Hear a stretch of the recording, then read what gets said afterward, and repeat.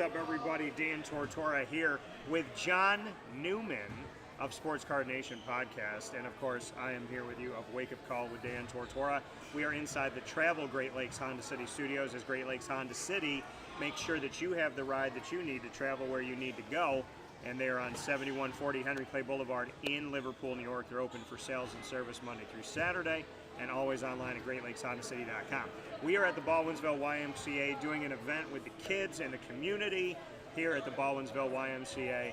Always care about our central and upstate New York community. And of course, on the day after the draft finished up, what better way than to have John and I assess the entire draft. We're going to talk about all 32 NFL teams in alphabetical order. So if you're listening back to this or watching back to this show, if you know we're on A's, you know we haven't gotten to your Baltimore Ravens yet. So we'll be going through the draft. That's a bad word as a Steelers fan. Oh, yeah.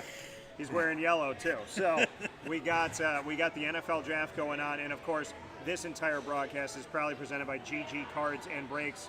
Of course, Josh Gideon, Anthony Campbell, and the whole team at GG's on 639 Delmar Place in Syracuse, New York. We talk about these NFL players and these newly drafted players and undrafted free agents, and you can go and get those cards within due time at GG Cards and Breaks, including getting all your favorite players and teams and the trading card games you love on 639 Delmar Place in Syracuse, New York. Tuesday through Saturday, they're open 10 to 6, Sundays from 10 to 5. So happy to have you, John.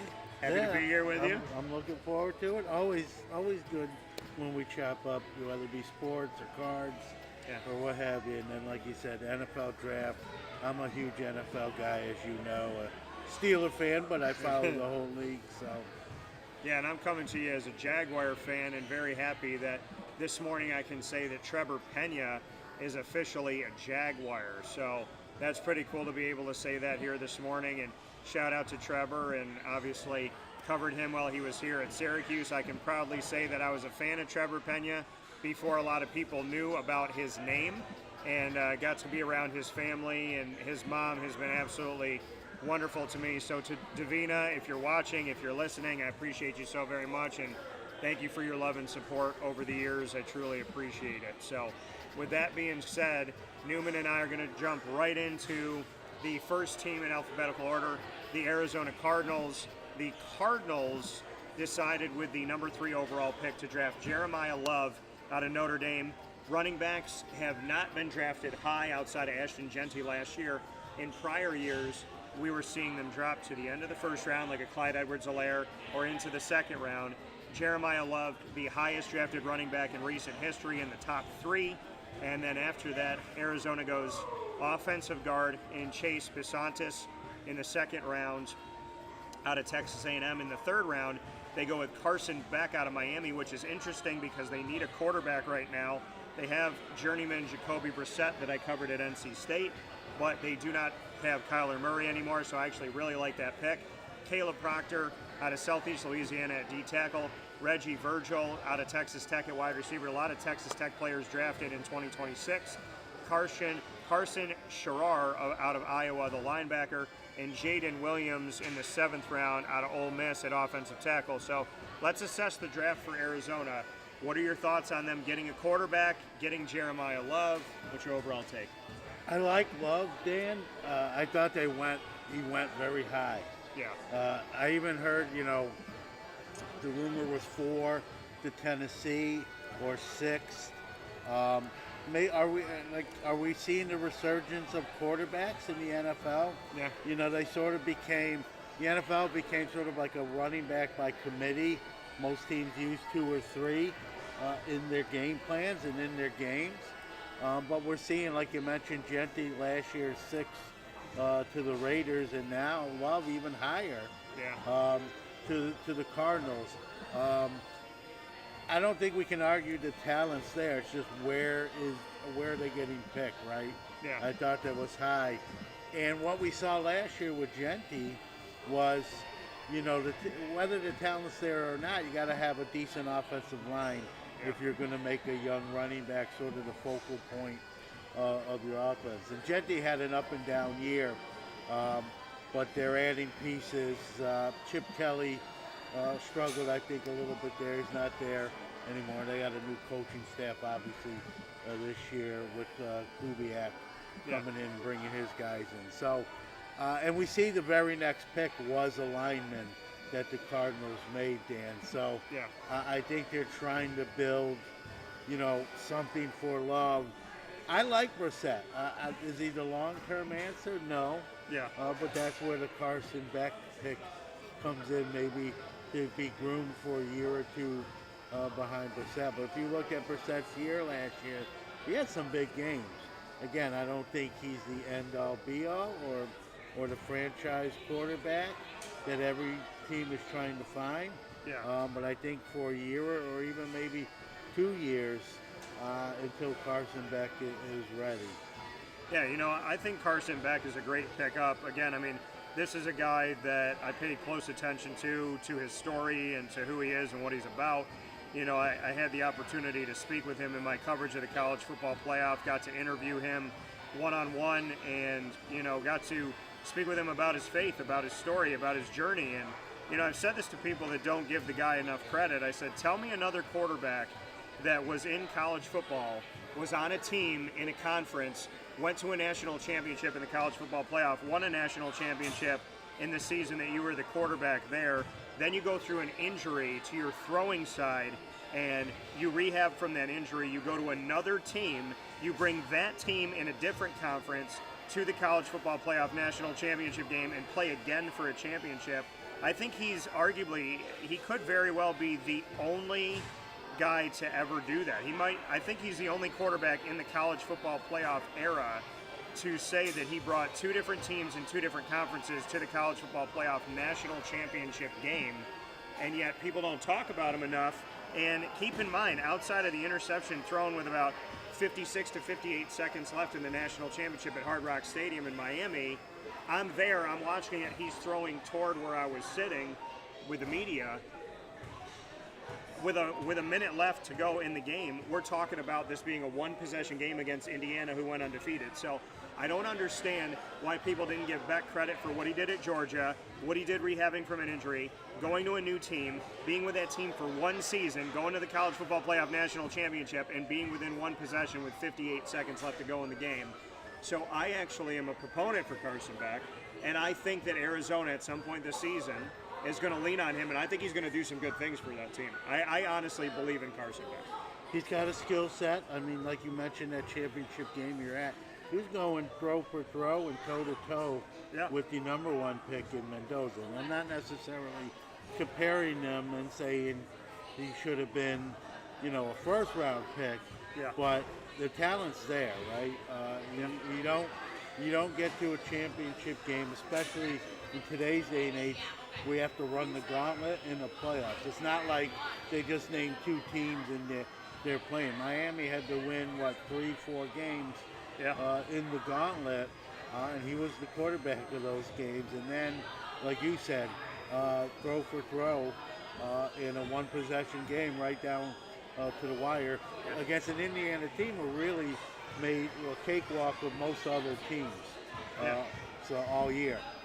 Yeah, so I think Carson Beck was a big steal for them at the top of the third round, and Jeremiah Love is Jeremiah Love. The question that I have, though, and I know they tried to do something in the second round by getting Chase Besantis, Texas A&M offensive guard, but the biggest issue that I have with Arizona is also the biggest issue I have with the Raiders. Is it's great that you have a quarterback that you bring in. It's great that you have a running back in Ashton Genty with the Raiders, and now Jeremiah Love with Arizona. You have Fernando Mendoza with the Raiders. You have Carson Beck with Arizona. But do you have the offensive line that's going to protect and allow these quarterbacks the time to throw? And are they going to open up holes and create opportunities for the running backs? I look at Arizona like I look at Las Vegas, and I say to myself, it's great to have skill players, but do you have the offensive line to create the opportunities for those skill guys? Because Marvin Harrison Jr., I didn't want to go to Arizona 2 years ago because I didn't want to happen what I think is happening, which is they're not a good team at protection, so they're not good at getting the ball out. So we haven't really seen him excel, and is Jeremiah Love going to be put in the same position? Yeah, I think I see, Dan, I don't know how you see it.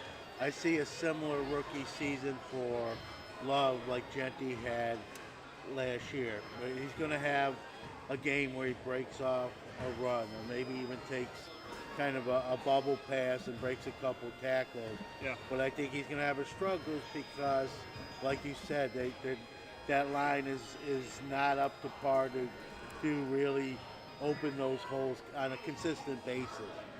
Obviously, these guys are all professionals, but they're different. They're different rankings and levels to talent. So once they get that line built up, I think you'll see the best that Love has to offer. But I think he's going to have an up and down rookie year. But no one can argue that the talent wasn't there and he was the best running back on the board. Yeah, I mean, and the thing was, if he had fallen to Tennessee or the Giants, I believe that he would have gone anywhere between 3 and 5. Let's go to Atlanta as we go to alphabetical order here. The Atlanta Falcons, Avion Terrell, Clemson corner, joins his brother, A.J. Terrell, who also plays corner. They're both from Atlanta, Georgia. Their family's from Atlanta, Georgia. They're going to be playing for the Atlanta Falcons together, and Avion Terrell coming from Clemson. So you see the brothers have this story together, growing up in a place that now they're both going to be playing in on the same team. This was an amazing story, a really emotional story. The Falcons' first pick was not until the second round, kind of the midpoint of the second round. And then Zachariah Branch, they got out of Georgia at wide receiver, Kendall Daniels out of Oklahoma at linebacker, Antario Thompson out of Washington at D-tackle, Harold Perkins Jr. out of LSU at linebacker, and Ethan Oyanwa out of Ohio State at offensive tackle in the 7th round.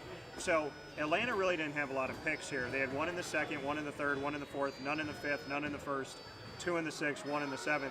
But the story of Atlanta is you got 2 Atlanta guys, brothers, going to be on the same team playing together in the NFL, which is dang near impossible when we look at NFL history. So the Avion and A.J. Terrell story, to me, automatically makes me want to watch Atlanta this year. Yeah, like you said, I don't even know if that's ever, is that the first time that's ever happened? I know brothers have been in the league. We think of the Barbers, but they were on different teams. Yeah, Chandler and Arthur Jones from Union Endicott. And but different, different teams. If it's happened before, I'm not aware of it. So this is sort of history making. Do you think he was overdrafted because of the story? Like, it's a great story. Yeah. I don't know what his pre-draft ranking was. You think they maybe picked him sooner just because of that? I love their second round pick with Branch, the receiver. They'll pair him with Drake London. And if you look at the rest of the pick, including Terrell, heavy defense. So I think what they're saying, the message they're sending, Dan, is we believe in the offense we sort of have here. Yeah. We're just trying to upgrade the defense to match our offense. So. Well, the thing is, they have weapons, right? We know that they have weapons offensively, and I said last year, Michael Penix Jr. coming into this team a couple years ago, but the last year being the starter at the beginning of the season, I said with Michael Penix Jr., I believe that all of these guys we've been waiting for are automatically going to have a better season because I thought he'd get the ball out to more people and make this offense more explosive, and he did at the beginning. But then he's going in and out, and then we saw Kirk Cousins coming in and out, and ultimately the team was inconsistent. But the thing with Atlanta, and I love the point that you made, and I'll make 2 points here. Michael Penix Jr., they brought in Tua, so Tua's going to be there, and if Michael Penix doesn't perform, Tua could become the starter. But you got Bijan Robinson, you bring in Brian Robinson Jr., who was a Washington Commander. You have Drake London, Jahan Dotson.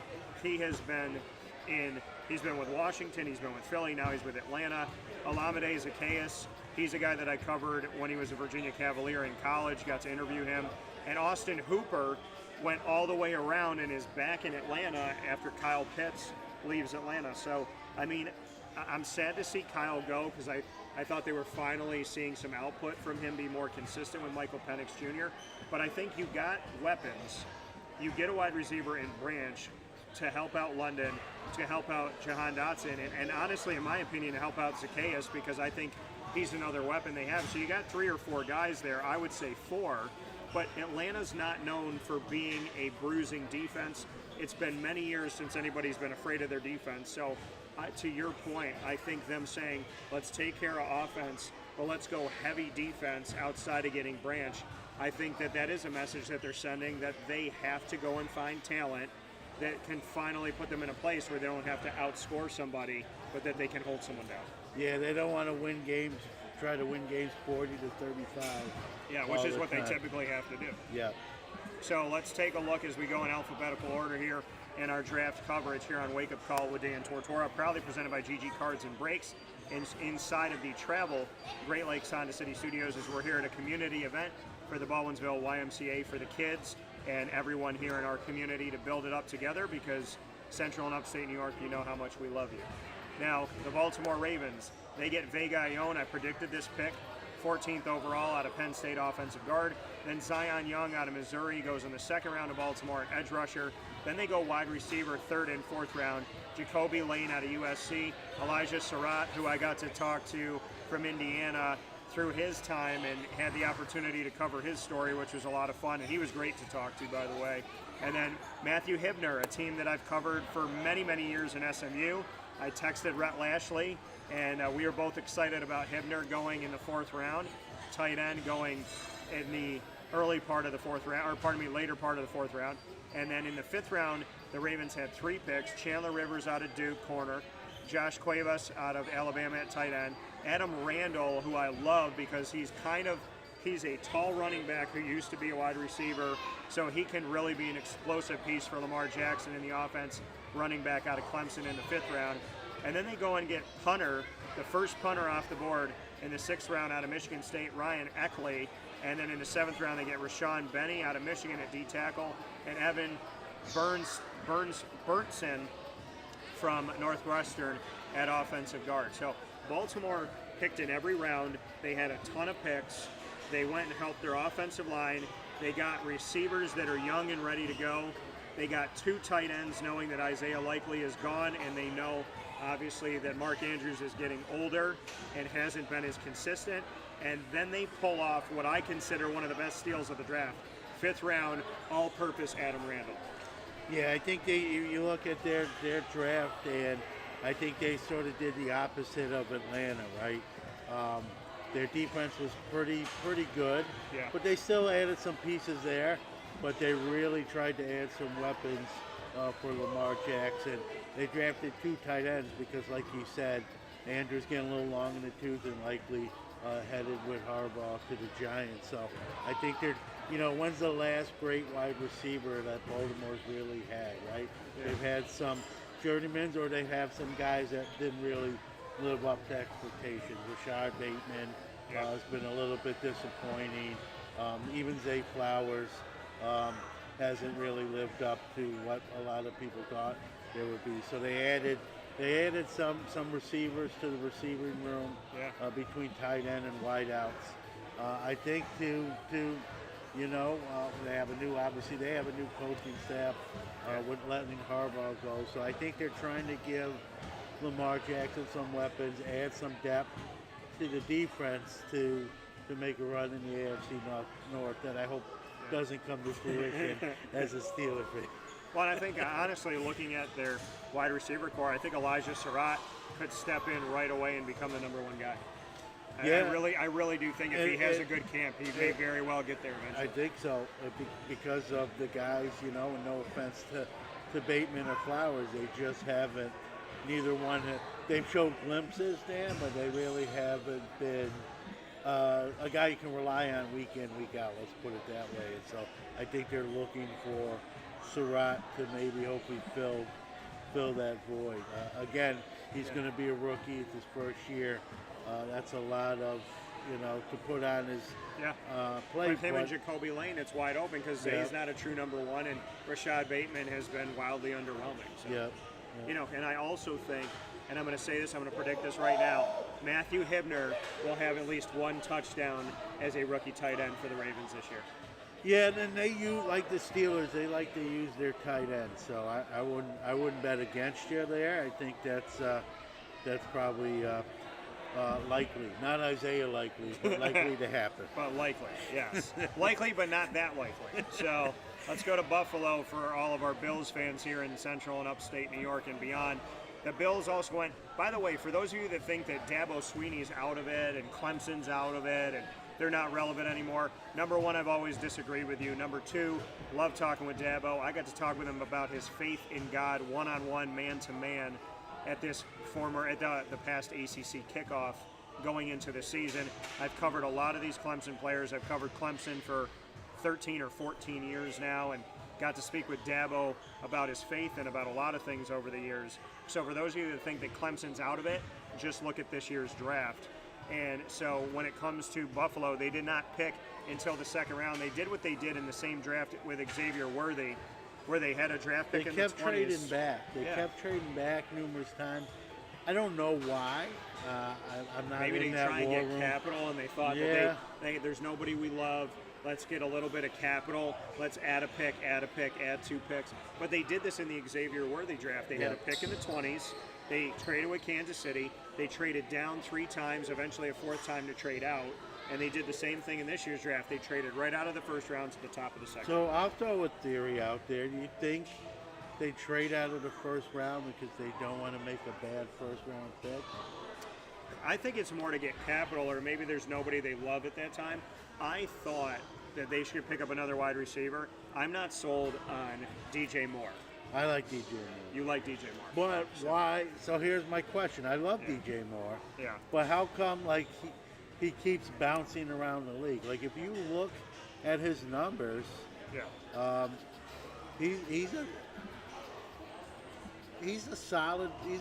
believe he's a wide receiver 1. Yeah. When healthy. So DJ Moore was a rookie in 2018-19. He had 788 yards, 2 touchdowns. And then he had 3 straight seasons of not 1,000 yards, 3 straight seasons of 1,100 plus. Yeah. So more than 1,000 with Carolina. And then 888 in his last season with Carolina. First season in Chicago, 1,364, then 966. This past season, 682. DJ Moore is a guy that, if I have him on my fantasy team, I feel like week by week he's not consistent. But at the end of the season, we see that he's been 1,100 plus yard wide receiver 4 times since 2018. So his numbers are a lot better than I always remember them to be, because I think week by week he kind of like appears, disappears.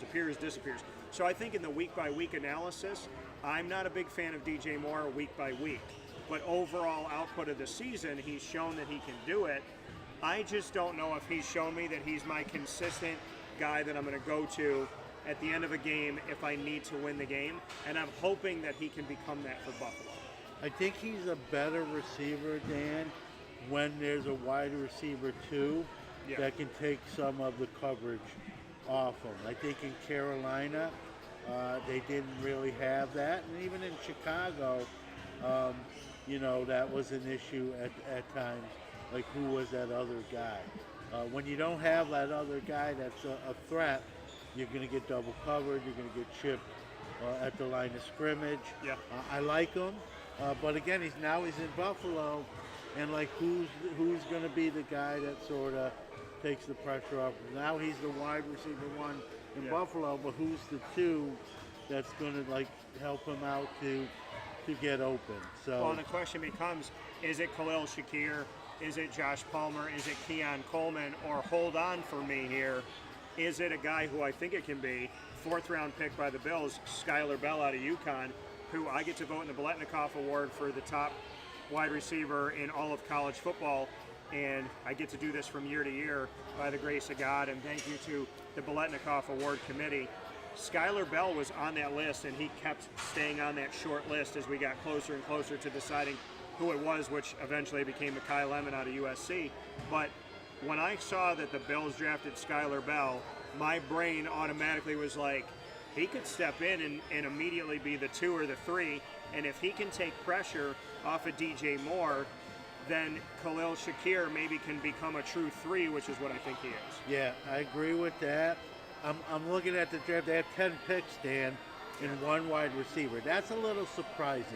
And I know Bell's very good, but when your receiver room is not super strong, like I thought they'd take a flyer on another receiver, especially when you have 10 picks.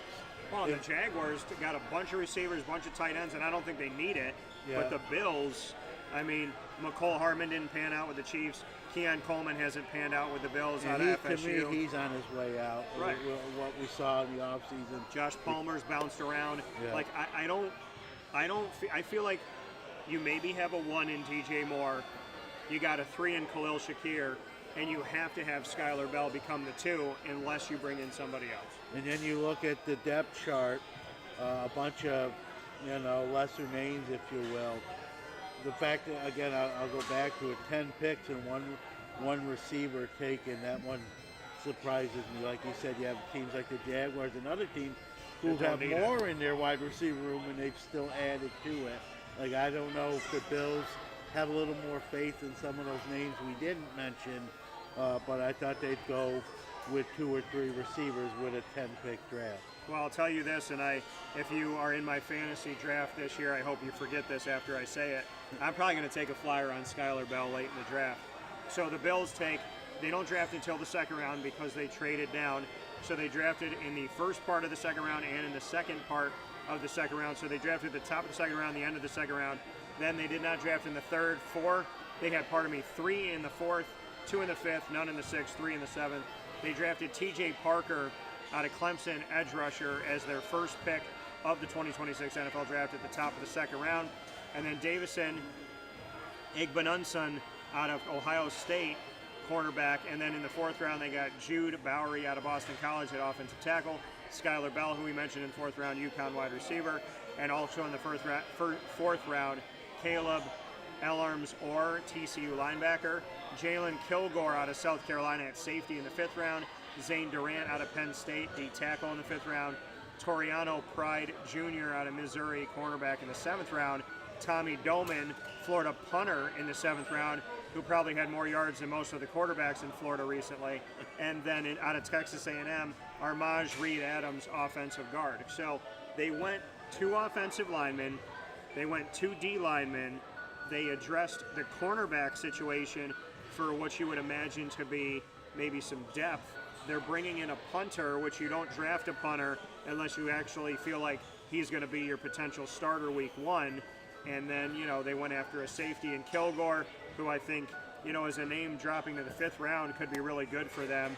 And, I mean, they leaned on their defense more than anything else and then did a little bit of work with their offensive line.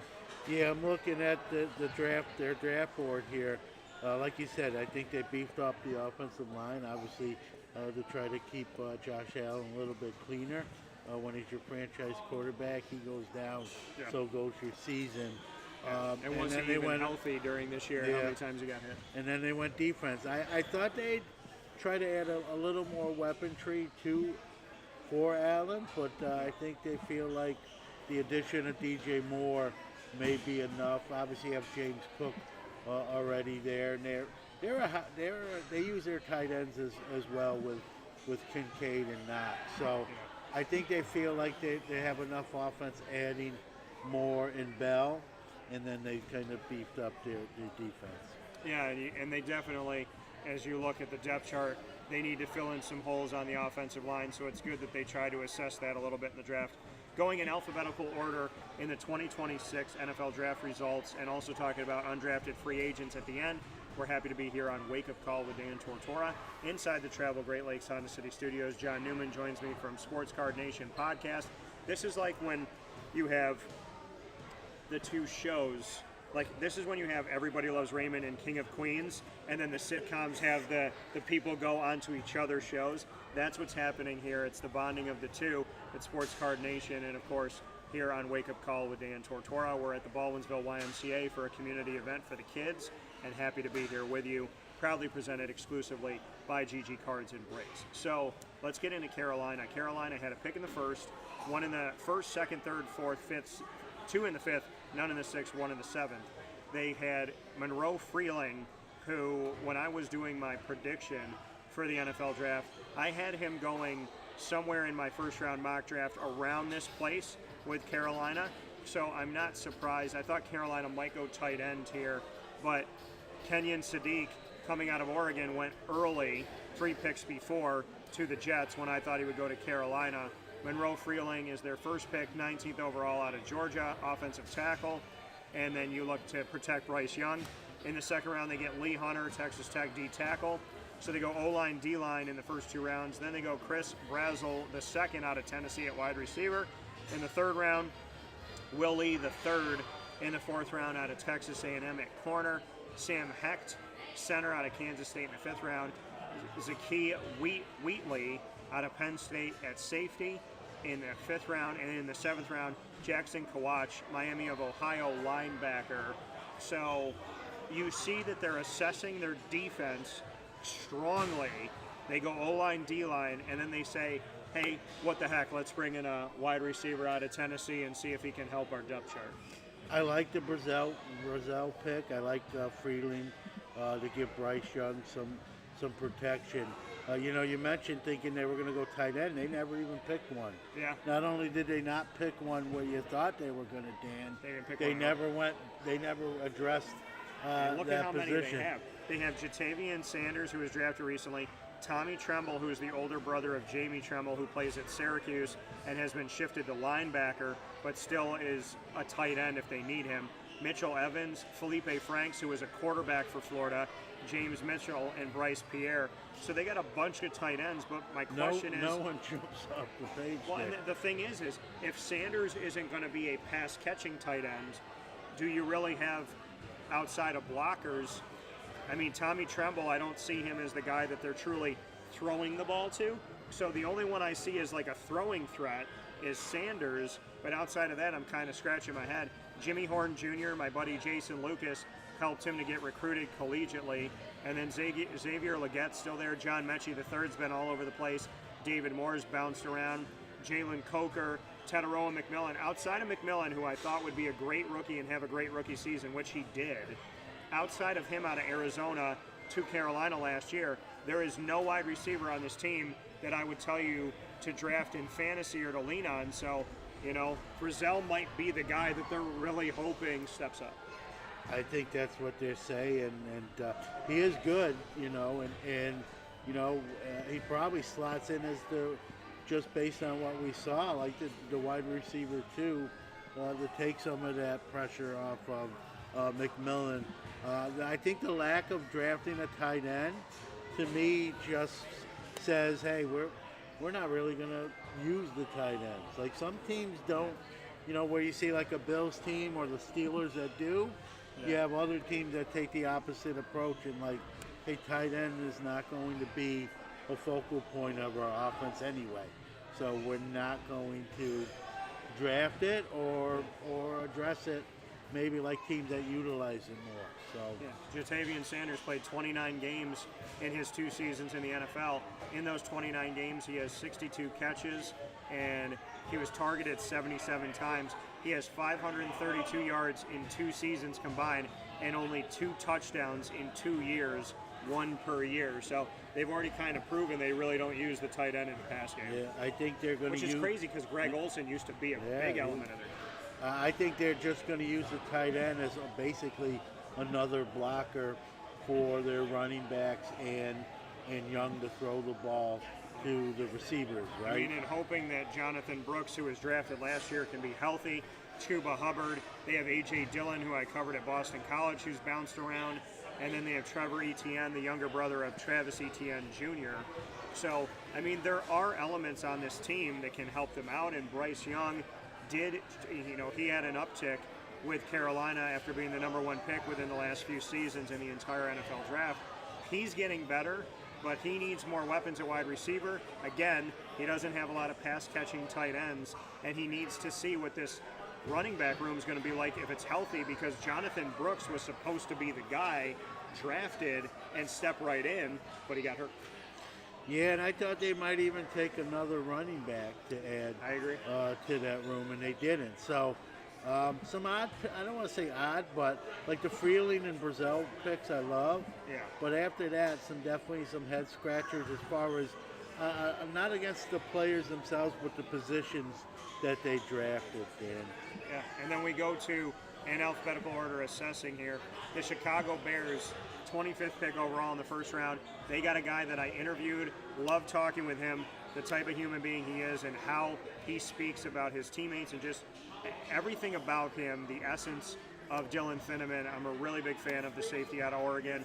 The Bears get him to bolster up a defense that used to be scary but hasn't been in recent years. This is a team that had to play from behind so many times last year, and Caleb Williams came through. I predicted that he would have a better sophomore than rookie season. He did, but this team was giving you a heart attack almost every single week because their defense couldn't stop anybody, and it was on Caleb in the offense. Now they go into this draft and they assess the defense in the back end of the draft, but in their first pick with Dylan Finneman. And then in the second round, they get Logan Jones, a center out of Iowa. And then they bring in a guy that I also have had on the show.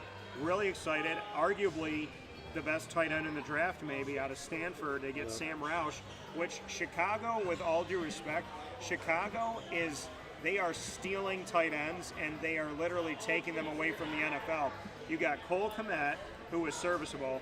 You got Colston Loveland, who was great last year as a rookie. Then you go and get Sam Roush. And this is what you do sometimes when you're in fantasy football, is you draft people not to play them, but so you don't have to play against them. Chicago now has 3 tight ends that I think can be number 1 guys, which is great, to the credit of them and their depth, and if they ever need to trade and need some trade bait. I'm wondering if one of those 3, probably not Roush since they just Probably drafted Cole him. Kmet. I think Cole Kmet's going to be the odd man out. I don't think they there's a good market drafted for that. Roush. I don't think they drafted Roush Yeah. to keep all 3, like you just alluded to. Yeah. So when they made the Roush pick, I even said to myself, watching the draft, like, they don't really need a tight end. I get the talent, but why draft a position you don't need? So they can trade with Carolina. Yeah, maybe that's what it is. Because Chicago took advantage of Carolina in the past and it worked. Now, Xavion Thomas, also drafted in the 3rd round for Chicago, wide receiver out of LSU. Malik Muhammad out of Texas, corner in the 4th round. Keyshawn Elliott out of Arizona State, linebacker in the 5th round. Jordan Vandenberg out of Georgia Tech, a name that I know, D-tackle in the 6th round. Nobody in the 7th round for Chicago. So Chicago goes into this season with Caleb Williams in the backfield, DeAndre Swift, Kyle Menengai, and then they have Roma Dunze, Luther Burden III, and obviously they need some help at wide receiver. Not a lot of household names, which is why they get a guy like Xavion Thomas and maybe Sam Roush at tight end. You got Colston Loveland, which is great, and then the son of the missile, Kadri Ismail, his son Kadir Ismail is now shifted from wide receiver to tight end, and he's a member of the Chicago Bears. Hopefully, he will make the team. But I mean, I'm looking at Chicago right now saying, I like your backfield, I like your quarterback, I kind of like your wide receiver at 1, but I don't like anything else after that. So they needed to get a wide receiver, they did, but this is also a team that throws to their tight end, so I would imagine that Roush and Loveland are both going to get looks as wide receivers, even though they're tight ends. Yeah, and I know the wide receivers, like a Dunze, I think, is ready to step up and be the wide receiver 1. I like Luther Burden. If you watch the last half of last year, he sort of stepped it up. So I think they're not as bad off as wide receiver as we might think, or as they might look on paper. And like you just said, I think they're going to lean on their tight end heavy offense anyway. So maybe they don't need as many receivers as a team that doesn't utilize tight ends. Let's put it that way. Yeah, and then Scott, I think Chicago definitely has the tight end wide receiver help that it needs to put together a good receiving core. We go to Cincinnati. They did not have a pick in the 1st round, and so the 9th pick of the 2nd round, they take Cassius Howell, a guy who some had as one of those top edge rushers out of Texas A&M. So he could be a steal for them there at the top of the 2nd round. Keep in mind that they went back and forth with their recent issues. Now they brought in Dexter Lawrence on the defensive line, but they traded away a defensive lineman. And when they went in, I mean, you look at bringing in Dexter Lawrence, but then also being in a situation where they ended up losing one of their players. And so, I mean, the Bengals in their roster that they had for 2025, I want to go back to that roster and look at the depth chart for Cincinnati and what they had. So bringing in Dexter Lawrence now is a great move for them, and it's great for them to have that. Now keep in mind, they gave up a pick, so they were going to draft in the 1st round The Giants had the 5th pick. The Giants got the 10th pick thanks to the Dexter Lawrence trade. And then Cincinnati brings him in. He has 2 years. They give him a 3rd year. So he's now extended for 3 years with Cincinnati. And in that extension, they paid him $28 million to be a part of the team in that final year, which is kind of wild. But I want to go and I want to look at what they had and, what they lost, because keep in mind that they were dealing with TJ Henderson and they were trying to figure out what to do with him and how he was going to fit into Trey Henderson. Yep. So they were dealing with Trey Henderson. They eventually let Trey go, and he was going to potentially hold out last year. They let him go after this back and forth last year. They automatically make a move at the top of the 2nd round to bring in an edge rusher, and they bring in Dexter Lawrence on the defensive line. So I think Cincinnati immediately was like, okay, we don't have Trey. We're going to go get Dexter that we believe in. We're going to bring in Cassius Howell, and we're going to make this thing work without Trey. And so I think going after that need immediately states something that they were looking to do there. And then Takario Davis in the 3rd round, Washington corner. Connor Liu out of Auburn, center in the 4th round. Colby Young in the 4th round, a wide receiver out of Georgia. And then Duke center Brian Parker the 2nd in the 6th round. And then they go Jack Endries out of Texas at tight end in the 7th. And Landon Robinson, D tackle, shifted there for them and out of Navy. Defensive lineman. He's been on the show. I sat next to him a few months back. Love Landon Robinson. Love covering him. In the 7th round of the 2026 NFL Draft, not 1 but 2 service members were drafted, both out of Navy. And Eli Heidenreich going to your Pittsburgh Steelers, and then Landon Robinson going to the Cincinnati Bengals, both in the AFC North. I love seeing these guys go from the military academy. The new rules allow you to defer your time so that you can chase an NFL career. I love the Landon Robinson pick. I think he's going to make the team. I'm hoping the best for him. He's a fighter. He's awesome to talk to, and just a great guy to be around, a very humble guy. So I love Cincinnati's draft. I love, again, that post-Trey, they go and they bring in Dexter Lawrence and Cassius Howell. Then they bring in Landon Robinson in the interior. And then they bring in 2 centers on their offensive line to try and help them out. And drafting 2 centers is obviously saying they don't believe in the center they have, and they want to make sure that they have a competition going into camp for Joe Burrow, who's been hit and injured a couple times in the last couple years. Here's what I'll say. I get the Lawrence acquisition, Dan, but do you give up the 10th pick? That's a high value pick. Yeah. For them. When they made that trade, I just said I wouldn't have given up. I'm not saying you don't try to acquire them. I just think they gave up too much to get them. I 100% agree. You give up a top 10 pick for a guy that's been in the league for a while. Yeah. You know. And you could have picked an end in the draft, maybe even with that 10th pick that was on the board. 100%. And if you pick him in the draft, he's going to cost you a lot less money than Dexter Lawrence is costing you. So that move was a little bit of a head scratcher. I know they got Chase Brown, who's a legit starting running back in the NFL, but depth-wise, I thought they would go and get another running back behind them. Yeah, because Samaje Perine's been all over the place. A little long in the tooth. Yeah. I thought they'd get another younger back to kind of pair with Chase Brown. They didn't. Or get a tight end. Yeah. Yeah, Mike Gesicki and Drew Sample are kind of your guys, but does either one of them wow you? And on the offensive line, I mean, they obviously need depth. So going center, maybe they'll shift one of those guys if they both play well to one of the guard positions. But, I mean, they try to bolster up their D-line and their O-line, which I think is great because that's how you build a championship. And Cincinnati struggled recently in the playoffs and then not making the playoffs. I like their wide receivers, but I think tight end or running back, to agree with you, would have made sense for them to go there at some point. Yeah, I thought they'd add a back. I know they added a receiver to the receiver room, which I think their receivers are kind of set. I'm surprised that wasn't a running back pick rather than a receiver. But again, a lot of it has to do, Dan, as you know, with the draft. Who's left? Who's still on the board? Yeah. And maybe there wasn't a running back that they said, you know what, we like him. enough, and so I think it might be something they address, when another team cuts somebody, they'll maybe pick up a running back in that fashion. Yeah, but obviously getting the two centers and your edge rusher and bringing in Dexter, trying to help those offensive and defensive lines for Cincinnati. Let's go to Cleveland. Cleveland did something in this draft that was reminiscent of the movie Draft Day, where I think they called up Kansas City, called their bluff, and still got what they wanted.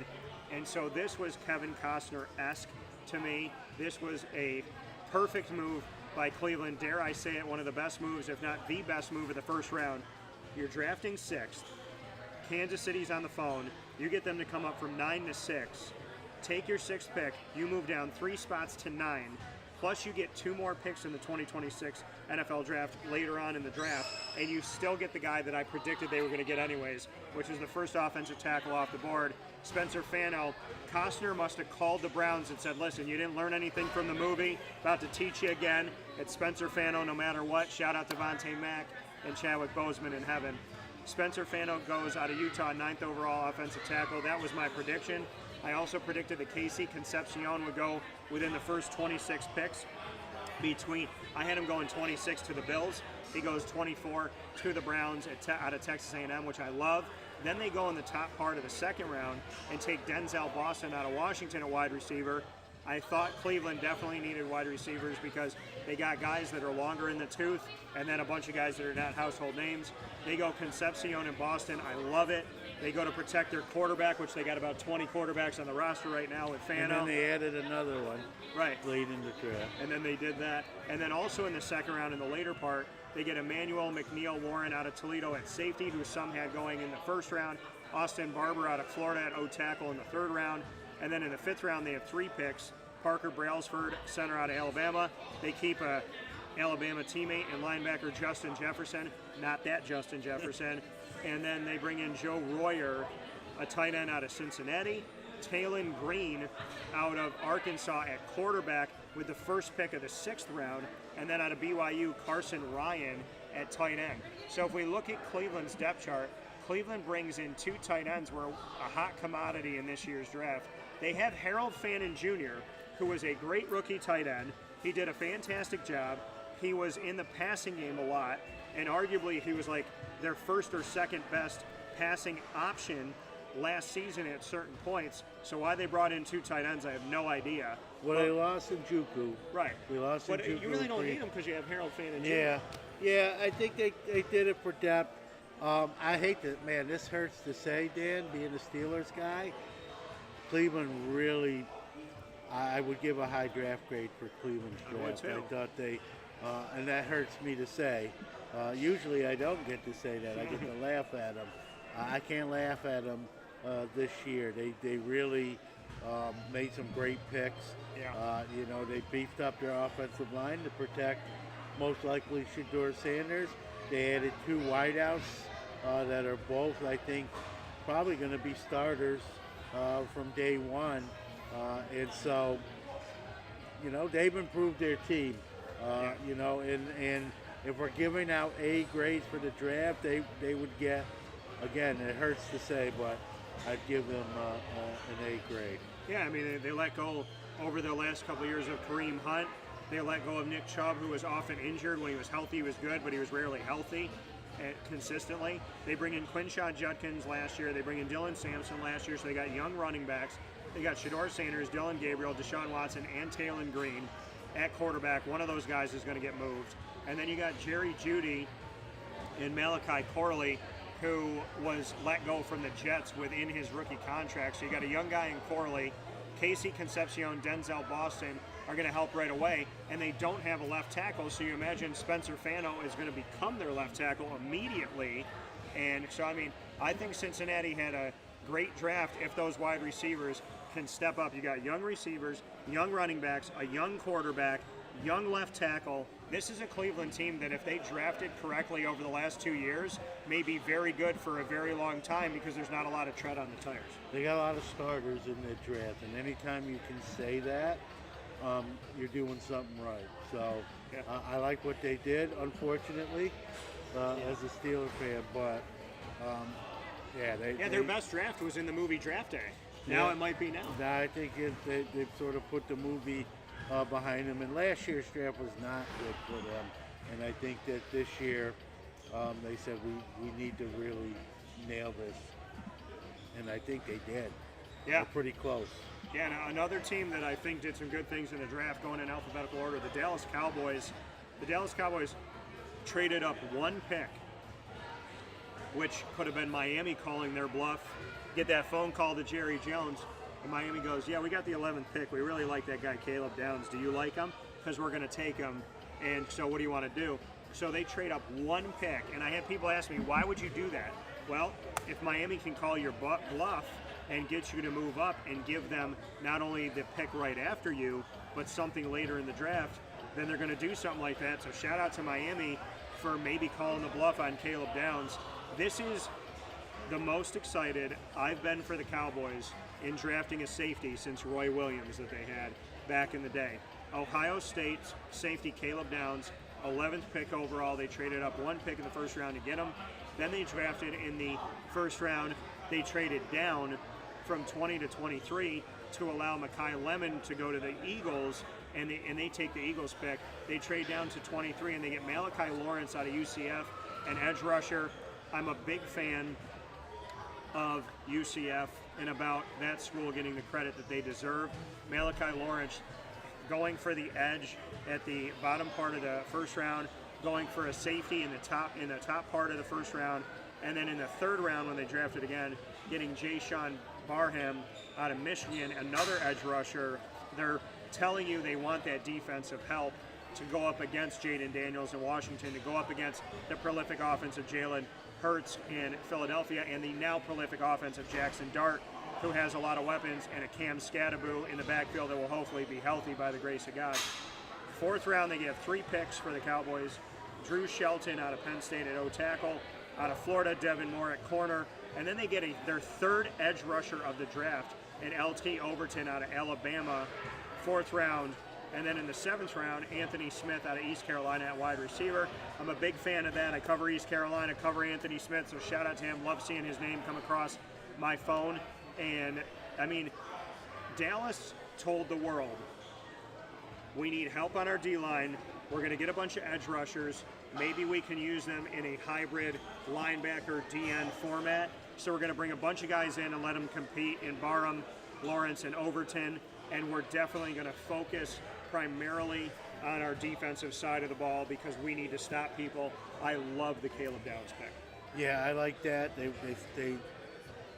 They love him, and they did what they had to do to get him, right? And then it's a defensive centric draft for them.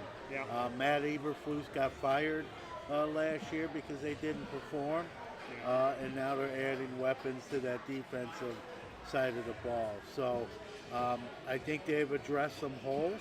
Yeah. They didn't draft a running back, but when you think about it, with Javonte Williams and Malik Davis, that wasn't a pressing need. They have receivers and I also like Jadon Lamb coming from Houston, who just got drafted recently, and a guy who came out last year out of Clemson, Phil Maffa, and a couple years before, Israel Abanikanda out of the Pitt Panthers.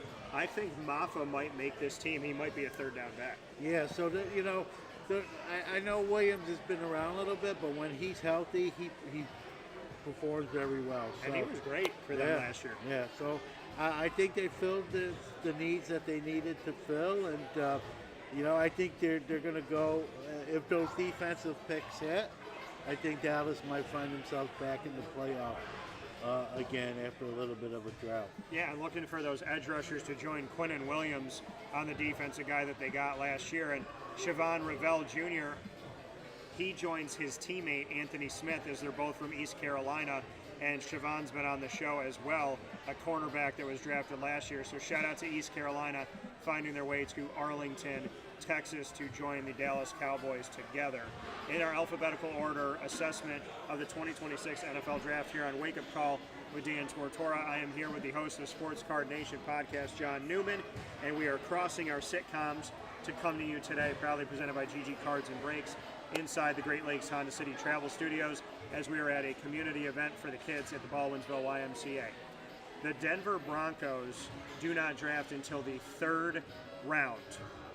They get Tyler Anyedem out of Texas A&M at D tackle. They bring in Jonah Coleman, Washington, running back in the 4th round. Cage Casey out of Boise State, O tackle in the 4th round. And then Justin Jolie, is it Jolie? I think it's Jolie. Jolie. Because I'm sitting here, I'm like, I talked to Justin Jolie. So Justin Jolie, my apologies, Justin. He was on the show out of NC State at tight end going into this past season. Justin Jolie, I think, is a steal at tight end in the 5th round for Denver, who needs a tight end. And then in the 7th round, they get Miles Scott out of Illinois at safety, Dalen Bentley, another tight end out of Utah. So obviously they're showing you they're going to have a competition there. And Mr. Irrelevant of this draft, pick number 257 overall in the 7th round out of Buffalo, linebacker Red Murdoch, going to the Broncos. So the Broncos went all over the place. They went O-line, D-line, tight end, safety, linebacker. They obviously are going to, Jolie could be their starting tight end at some point this season within the first few weeks, I would imagine.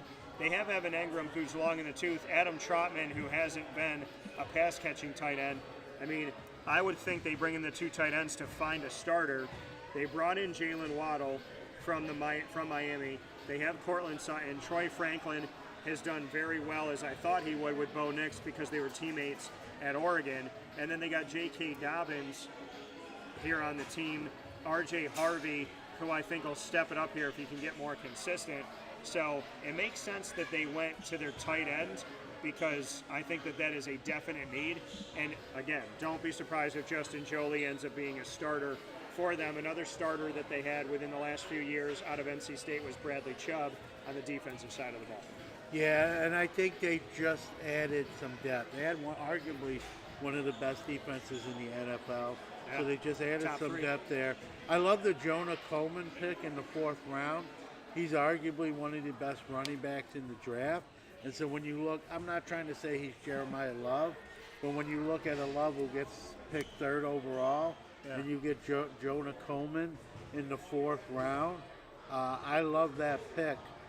Even though they have Harvey, I think, and we know J.K. Dobbins gets hurt quite often. Yeah. So I think Coleman's gonna get some carries for the Broncos, along with R.J.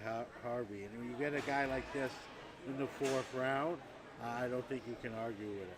Yeah, you mentioned Jonah Coleman and what you think he's a steal in the 4th round.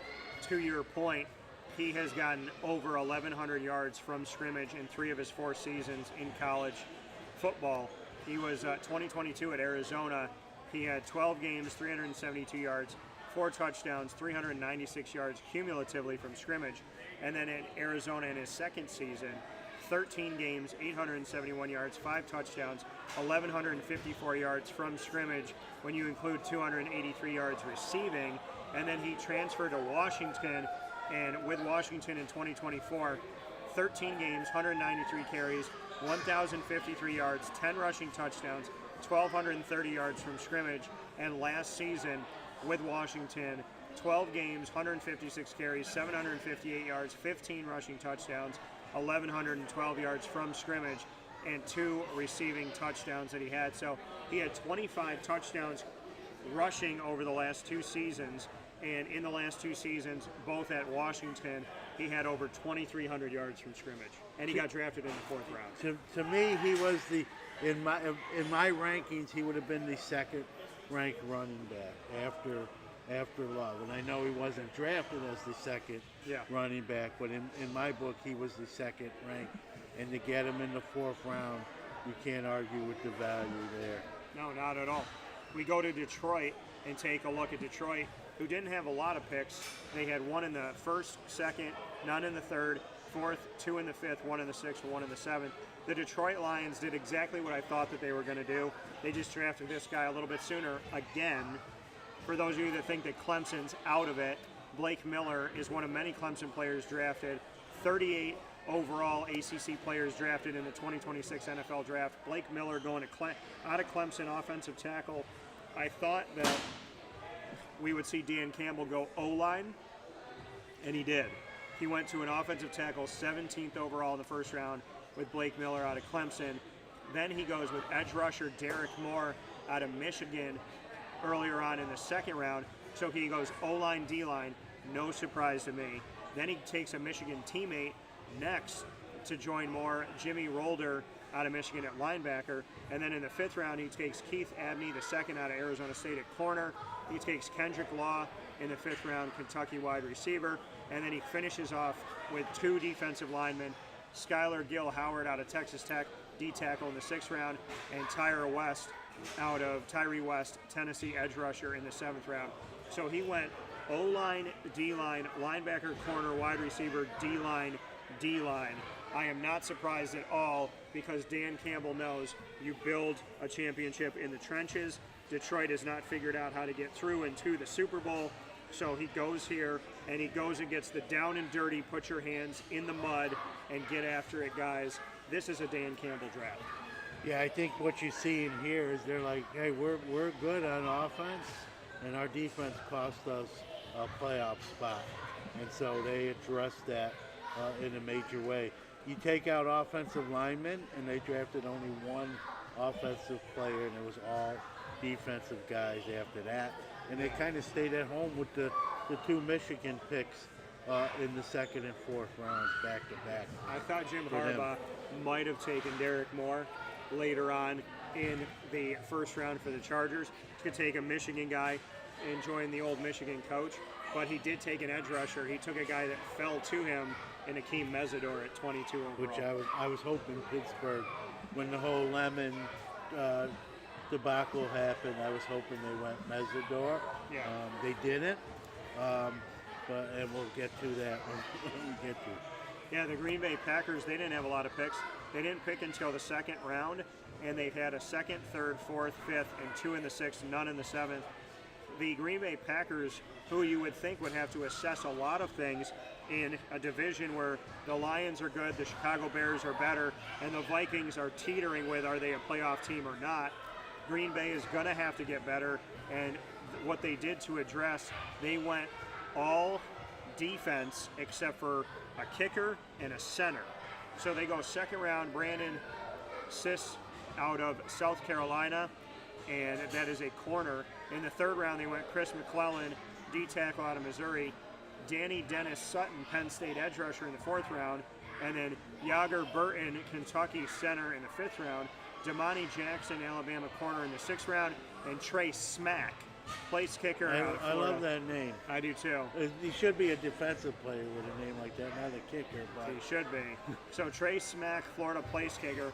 So Green Bay, if we look at Green Bay's depth chart going into camp, they have Jordan Love, Desmond Ridder, and Kyle McCord, former Syracuse quarterback. And then they have Josh Jacobs, Christopher Brooks, Marshawn Lloyd, if he gets healthy here, who was drafted recently, Christian Watson, who's been wildly inconsistent, Matthew Golden, who hasn't shown up, Jaden Reed, who's been their best offensive wide receiver in recent history, and then you got Tucker Kraft and Luke Musgrave, who have been serviceable at tight end.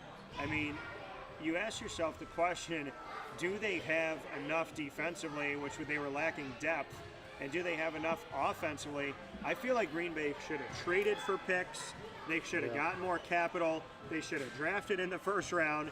They were one of the teams that had very little picks, 6 picks, and they were one of the teams that I thought needed a lot more in the draft, and they ended up getting a lot less. And I don't mean by talent, just not having a lot of draft capital. Yeah, and I look at their draft by position, Dan. Yeah.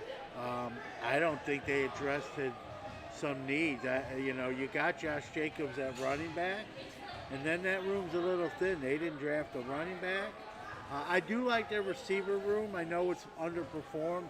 Yeah. I think the big key is Matthew Golden, who had a terrible rookie season, almost non-existent for being one of the top receivers drafted last year. He's got to step his game up.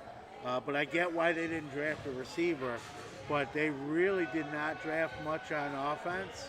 Actually, they didn't draft any offense. And I don't know why you wouldn't have drafted... Just a center.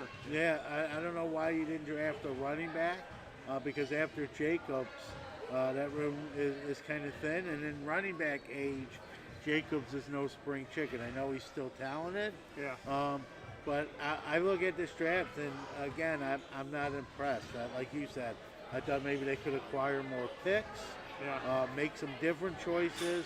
If I was a Packers fan, I don't think I would be feeling great right now. But, you know, they're smart guys in that room, so maybe they feel like these additions to what they have will be enough to stay consistent.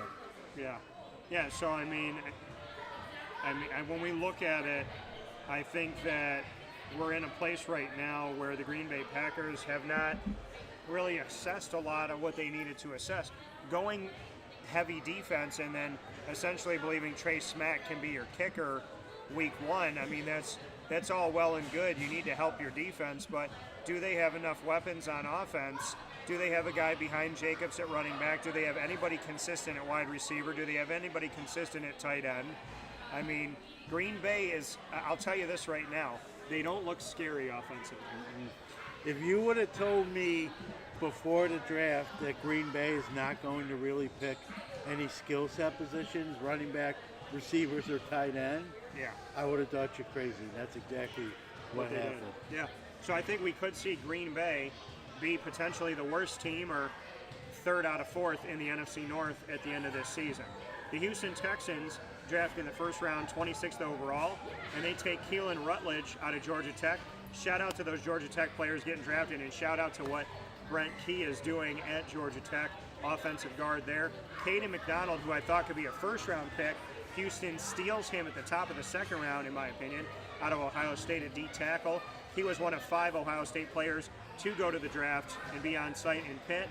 There were 16 players on site, 5 of them from Ohio State, which was almost a third of the players that were on site there. So shout out to Ohio State. And then Marlon Klein out of Michigan, tight end, went in the back part of the second round to Houston. Then the Houston Texans got Fabechi Nwaiwu out of Oklahoma, offensive guard. Bless you. Yeah, thank you. In the fourth round at the top part. And then in the latter part of the fourth round, after not drafting in the third, they got Wade Wudez, Clemson, the linebacker. And then in the fifth round, Kamari Ramsey out of USC at safety. Lewis Bond, a wide receiver in the sixth round, which could be a steal, out of Boston College for Houston. And Aiden Fisher, Indiana linebacker, another guy that I covered. They got him in the seventh round. And right after the draft, they get a speedster out of Colgate, wide receiver Trayvon Saunders goes to Houston. And immediately after the draft, they get the guy who could be their starting punter week one in Jack Stonehouse out of Syracuse, who was an immediate phone call. So I think Houston had a great draft, and I think Houston had a great after draft. Yeah, and you see they went, with 2 guards in the first 4 picks. I think, we saw Stroud under pressure, kind of be a little turnover prone. I think they want to buy him more time. I thought they might have addressed the receiver position a little sooner than they did, based on what they have. But their draft overall, I think, was solid. I think going offensive and defensive line speaks to, again, Houston thinking like Detroit, wanting to win in the trenches. And in the words of George O'Leary, said to me many years ago when he was the head coach at UCF, if you don't build your team from the inside out, from the O-line and D-line out, then you don't know how to win a championship, and you should probably do something else. And paraphrasing that conversation that we had. So I think Rutledge and McDonald, if they pan out, are going to be huge for them. I think Lewis Bond is a steal, and I love Aiden Fisher, a linebacker out of Indiana, who could make the team after being drafted in the 7th round by the Houston Texans. And then Stonehouse, bringing him in, and Trayvon Saunders. Listen, Houston in Trayvon Saunders, you could get a guy who gets the ball out of the backfield, who's a wide receiver, or is going to be on special teams for you, to join a receiving core that needs help with Tank Dell, who hasn't stayed healthy, Nico Collins, who hasn't stayed healthy, Jaden Higgins, who you don't know what you're going to get out of him, and then a bunch of guys that are not household names. I think Trayvon can make the team, and I'm looking at the punter here being Jack Stonehouse potentially. I think Houston's going to be dangerous, and if C.J. Stroud can be protected and he can play well under center, I think Houston could be a playoff team again. Yeah, I think they will be. It's just when they get there, right? Yeah. Assuming they're not playing the Steelers, which will be an easy win like it was this year. Can they get over the hump? And then we look at Indianapolis. Indianapolis finally got something good out of Michael Pittman Jr., and then they let him go. Yeah, we have them now. So that made no sense to me whatsoever. Then Indy finally saw what they drafted and then let it go. Indy did not draft until the second round, and late in the second round, C.J. Allen, linebacker out of Georgia. In the third round, they get A.J. Halsey, LSU safety, Jalen Farmer in the fourth round out of Kentucky, offensive guard. And then they get Bryce Botcher out of Oregon, a guy that I covered at linebacker in the fourth round. George Gums Jr., one of my favorite names of the draft, Florida edge rusher in the fifth round. Caden Curry, an edge rusher, Ohio State in the sixth round. Then they go Seth McGowing in the seventh round, running back out of Kentucky, to join Jonathan Taylor. And then Deion Burks, a steal in the seventh round, potentially, Oklahoma wide receiver. I like that seventh round pick, the value there. But it was their only receiver they took. Yeah. You look at their depth chart, Dan, I thought they'd pick a couple receivers and not the first one being in the seventh round. I know they love Alec Pierce. Right. Who's a guy from Cincinnati who came up. Josh Downs, a guy from Carolina who came up. They brought in Nick Westbrook, Ickine, but none of these guys are true number ones right now. No. And you don't pick a receiver till... Their best receiver is their guy that they got out of Penn State last year at tight end, Tyler Warren. Yeah, who's a game changer. Yeah. So I'm not sure what's going on with the wide receivers. I like Pierce. He kind of takes the top off the defense, but he's not a guy that's going to catch. I don't see him as a wide receiver one in the true sense of the word, where he's going to catch 6 or 7 balls a game for 90 yards, 100 yards. He might have one. He might have a long play. I thought they sort of dropped the ball not addressing receiver earlier. And like you said, then they trade. Yeah. Although you got Taylor. Taylor's your bell cow. Right. I think wide receiver is still a need for them. I think Burks is coming into a good situation because he's got a chance to get on the field. Yeah, I think Burks could get on the field like he was drafted in the first couple days. And Seth McGowan might make the team as well, because outside of DJ Giddens, who's going to help you beyond Jonathan Taylor? Let's go to my Jaguars, who totally confused the hell out of me once again. All they do is draft tight ends almost every single year, and then they let them go. They brought in Brenton Strange within the last couple of years. He did well. He was serviceable. He's still on the team. And then they draft with their first pick in the second round. Keep in mind, they didn't have a first-round pick, I think, for the first time ever. And that was because of the draft last year to trade up from 5 to 2 to go and get the two-way player Travis Hunter. So they didn't have a pick in the first round.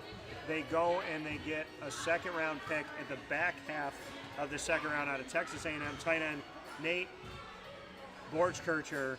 And I'm happy for Nate. I'm confused by the pick. And then they get in the third round Albert Regis, Nate's teammate out of Texas A&M at D tackle. They go offensive guard Emmanuel Pregnon out of Oregon. I love that pick.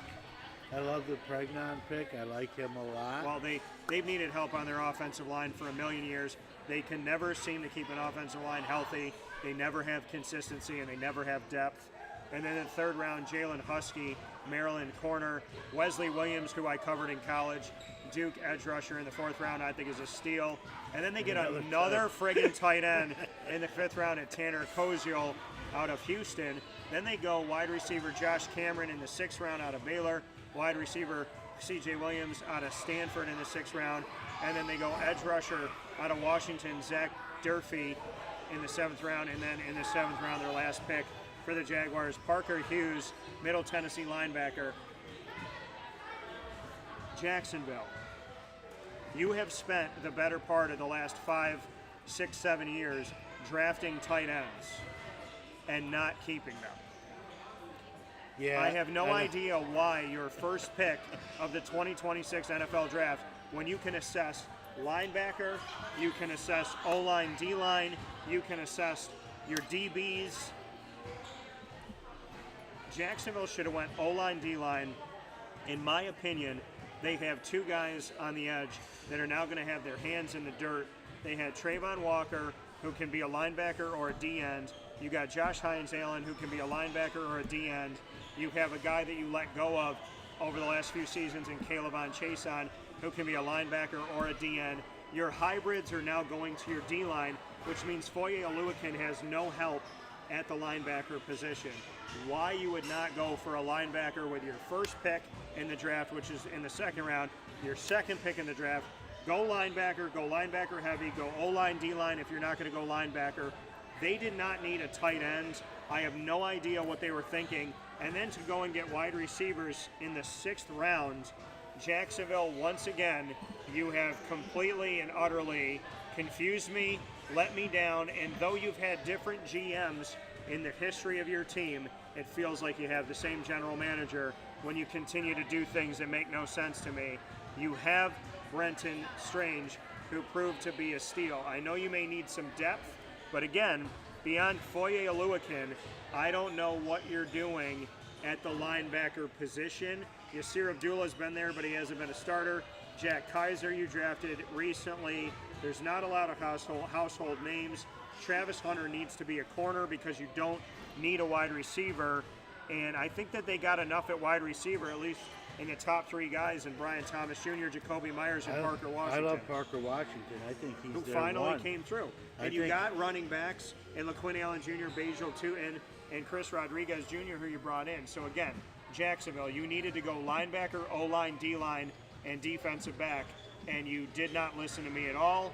So I'll leave it open to you because I'm flabbergasted right now. Yeah, I don't understand the infatuation with tight ends. And not even the infatuation, but they let them go. They draft them and then they don't keep them. Yeah, and then they even had Ingram, who actually played well as a free agent signing. They let him go for nothing. Yeah. They literally let him go as a free agent. He is a 1,000-yard tight end every single year if he stays healthy. He's a man of God. He's been on the show a ton. He's great to talk with. Awesome guy. Even when I didn't do interviews with him, he would just give me a hug in the locker room. Just an awesome, awesome dude. The fact that they let him go for no draft capital, no players, and then you got Brenton Strange, and then you let all these other guys go. Jacksonville, I am fully expecting you to take the 2 tight ends you drafted, and within the next 3 years, they'll probably be on another team, and you will have wasted these picks once again. Yeah, I'm happy for Nate. I just don't get it. Yeah, I don't know if it, like you said, I don't think it was a position in need. No. And they acted as if it was. No, get a linebacker. If you're going to move Trayvon and Hines-Allen and make them defensive linemen, get a friggin' linebacker so Foye Oluokun doesn't have to do it by himself. Let's go to Kansas City. Speaking of picks I don't understand, Kansas City trades up from 9-6 with Cleveland, which we already agreed Cleveland stole this. Cleveland gets the pick that I thought they were going to get at 6 at 9, and Spencer Fano, first offensive tackle off the board. They get 2 more picks from Kansas City in draft capital. Kansas City moves up to draft a guy that I thought you could have gotten if you had traded down in Mansour Delaney out of LSU at cornerback. Then they draft Peter Woods out of Clemson at D tackle. 2 first-round picks, 1 early, 1 late. Second round, they get R. Mason Thomas out of Oklahoma as an edge rusher. Then in the 4th round, after not drafting in the 3rd, they get Jaden Kennedy, safety out of Oregon. 5th round, they get Emmett Johnson, running back out of Nebraska, after bringing in Super Bowl champion Kenneth Walker III out of Seattle, the best running back Kansas City's had in 5 or 6 years. Then they get Cyrus Allen, 5th round pick out of Cincinnati at wide receiver, and then they don't draft in the 6th. And then they take a guy who played through injury this year and somehow was punished at LSU quarterback Garrett Nussmeier, who goes in the 7th round. Love to get your thoughts here. Yeah, their best pick was Mason Thomas, our Mason Thomas in the 2nd round. Yeah. I think that's their best pick. I get they don't need a quarterback with Mahomes, Dan, but I get Nussmeier was too much of a value in the 7th round. And talk about a guy, it's not his fault, right? He would have been probably a 1st or early 2nd round pick last year had he come out of school. He decided to stay in school, and he sort of got punished for that decision.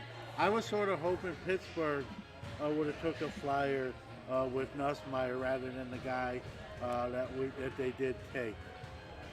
And you look at Garrett Nussmeier, he played technically 5 years in college.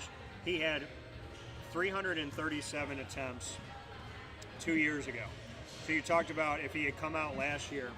In 2024 for LSU, 13 games, 337 completions, 525 attempts, 64.2% completion percentage, 4,052 yards, 29 touchdowns, 12 interceptions, and overall in his time at LSU, he had 7,699 yards, 660 completions, and a 64% completion percentage, 52 passing touchdowns to 24 interceptions. But somehow he gets punished playing through a season where he allegedly was playing through injury. He was hurt. He only played 9 games. So when a guy's was hurt, he hurt even longer? yeah. Is the question. When a guy's hurt, and it's not a career-ending injury, as this isn't. Right. Look at the 2024 year, and that's the value you're still getting. Right. So it's a great pick in the 7th round. There were quarterbacks that to me are worser players, if I could say that, that were taken way before him. But we're and when you already have Mahomes, right, like you have that luxury. Like right? I think he was probably hoping that he would go undrafted so that he could have free agency and pick his spot with his agent. Yeah. But I mean, Delaney them trading up 3 picks to get the first corner off the board that I think could have went 12th pick, 15th pick, like later on in the draft. Were you confused by that with Kansas City to give up so much capital? I thought when they traded up, I thought they'd get a wide receiver, not a corner. I think what they thought was that someone else was eyeing him. Obviously, anytime you trade up, right, the feeling is that someone else is going to get your guy if you don't do that. So they might have miscalculated. Is that a smart pick when you have Rashee Rice, Xavier Worthy, and nobody else in a household name at wide receiver, and then your tight end Travis Kelce's probably going to retire after this year? Yeah, I mean, it seemed like if Kansas City was going to trade up, they were going to trade up because they saw Carnell Tate go 4th to the Titans, and that they would be trading up essentially to go and get a Jordan Tyson or a Mekhi Lemon or something of that nature. Yeah, and again, like you said, Kelsey's on probably his last season. Some thought he might have retired already. Right. So, tight end, maybe one of the top tight ends could have been an option. I don't know about that early per se, but like again, they could have, if they wanted to address tight end, they could have traded. But with the that. league going for so many tight ends, you even look at that. So Kansas City, a little bit of a head scratcher. 20 for the Los Angeles Chargers, 22nd overall. I thought this guy would go in the first round. I predicted it months before the draft. He's been on the show. I interviewed him. I was around him. I was on the field taking video of him and Reuben Bain Jr. working out with Jason Taylor. Akeem Mesidor going to the Los Angeles Chargers, 22nd overall pick. A steal, in my opinion, edge rusher out of Miami. Then in the second round, the Chargers take Jake Slaughter, fantastic name, for a guy who can pancake you, a Florida center. And then in the 4th round, after not drafting in the 3rd, they had 3 picks in the 4th round. Brennan Thompson, Mississippi State wide receiver. Travis Burke, Memphis offensive tackle. I love this name. And I guess all of the children in his family are named after things in the Bible. So Genesis Smith out of Arizona, safety going to the Chargers. And then Nick Barrett, South Carolina D tackle in the 5th round. In the 6th round, Logan Taylor, offensive guard out of Boston College. And Alex Harkey in the 6th round. No pick in the 7th round for the Chargers. Harkey is their last pick, Oregon offensive guard. So they go 4 offensive linemen, 2 defensive linemen, a safety, and a wide receiver. So here is Jim Harbaugh building through the draft to protect his quarterback as well as to try and help out his defensive line. Yeah, I think you hit it right on the head, Dan. I think with all the offensive lineman pick, they're saying I'm a big fan of their quarterback. So I think they're just gonna. I'm a fan of Herbert. His name escaped me for a split second. I had a brain fart, but love Justin Herbert. They got him some linemen. By the way, how about Jim Harbaugh bringing in John Harbaugh, his brothers, former players? He brought in J.K. Dobbins, and now he brought in Keaton Mitchell, two guys that used to be Raven running backs. Obviously, JK's not there anymore, but he keeps bringing in guys that used to play for his brother, and he had brought in, he also brought in staff members from Baltimore that were with his brother and now came over to the Chargers. So it seems like in these first couple of years for Jim Harbaugh back in the NFL, he's going, all right, if they didn't work out in Baltimore, maybe they'll work out with me, with Keaton Mitchell, another East Carolina running back alum. But he's got 3 running backs at least right now. He's got a bunch of wide receivers. I predicted Ladd McConkey would be awesome, and Arondé Gadsden the second out of Syracuse, I had no doubt in my mind, and I drafted him in fantasy that he could become the starter, and he is now the starter going into year 2. So they got a lot of weapons. They going offensive and defensive line makes sense because he believes in the weapons he has. I'll ask you this: like McConkey's talented. He showed flashes last year. Yeah. Quinn Johnson's sort of up and down. Yeah. I thought they might add to the wide receiver room to give Herbert. They may do it in the offseason. Yeah. But I love Ladd McConkey. I think he's a 1,000-yard guy, and I think Arondé is a 500-600-yard guy. He could even be a 1,000-yard guy. So I love what they did here for the Chargers. Let's go to the other LA team, the Rams. So coming out of last season and the Super Bowl going to the Seahawks, I predicted immediately that the best teams to win the championship in the NFL in 26-27 were 1 Seahawks, 2 Rams, same division, NFC South or NFC West, and both in the NFC. I predicted Seahawks Rams had the best chance to win a title, and then Vegas predicted the exact same that I had, Seahawks Rams. Well, the Rams did not have many picks. They had 5 picks in 7 rounds this year. 1 in the first, 1 in the second, 1 in the third, none in the fourth, none in the fifth, 1 in the sixth, 1 in the seventh. But they, in my opinion, had the most confusing first-round draft pick that even their head coach, Sean McVay, looked confused by when they went 13th overall, Ty Simpson, Alabama quarterback. Second round, they go Max Clare out of Ohio State at tight end. Third round, they go Keegan Trost, Missouri offensive tackle. 6th round, they get a steal and the one-handed grab, arguably the best catch of the entire college football season last year. C.J. Daniels, Miami against Notre Dame at wide receiver. And then in the 7th round, Tim Keenan, the 3rd Alabama D tackle, who joins Ty Simpson. I got to ask you this. With very few picks and with the belief that the Rams could be one of the best teams to win the title game this year going in if they're all healthy, why in the hell did they not go Reuben Bain Jr. or assess their defense and they go Ty Simpson when they have, obviously, they have Matt Stafford? It was a head scratcher, right? And if you listen to McVay at the end of that day kind of talk about it, I think what happened there, that was a battle between GM Les Snead and Coach McVay, and Les Snead won for whatever reason or however that works out. Les Snead got to make that pick. If you read between what McVay said, he was, he was politically correct, but you could tell he didn't love the pick, and it wasn't his call. And it wasn't his call. So that was a Les Snead pick in their war room. Like you said, it was a head scratcher. You're trying to compete in the division with the Seahawks, who just won a Super Bowl, and your first pick, 13th overall, is going to be a guy that, barring injuries, not even going to see the field, or barring a game where you're blowing someone out and he gets garbage time minutes. He's going to be a non-factor, at least in his. And I feel like next year they could have picked somebody out. Yeah, it's just, or even take a late round flyer on I think Carson else. back to the Cardinals is better. I agree. It was a better pick. Yeah, I agree with you. So let's go to the Raiders. They had the number 1 overall pick. We all knew it was going to be Fernando Mendoza. I said I was in Miami for the College Football Playoff National Championship, and there's 2 press conferences the day after. It's with the champions, so Fernando Mendoza, Kurt Signetti, and Indiana players with Mendoza, they're all here at the hotel, so we're interviewing them. Right after that, we have the handoff ceremony between Miami and Vegas, representing the Vegas team that is taking the CFP for this upcoming season, Sandra Douglas Morgan, the president of the Raiders. I said there's no way that she doesn't pass Mendoza in the hallway between the press conferences and doesn't shake his hand, lean in, and say, "I'll see you in 3 months." So Fernando Mendoza, #1 overall pick, home with his family.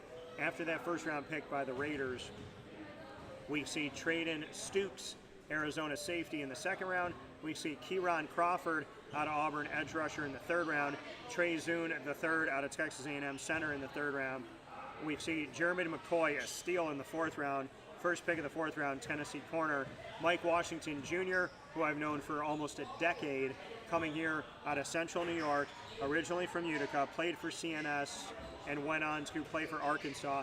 He is one of 5 SEC running backs this past season to rush for 1,000 yards, and he's the only one of those 5, including Kewan Lacey out of LSU, to rush for 1,000 yards with less than 200 carries. He's the only running back did it in the SEC with 190 plus, as opposed to 200 or more carries.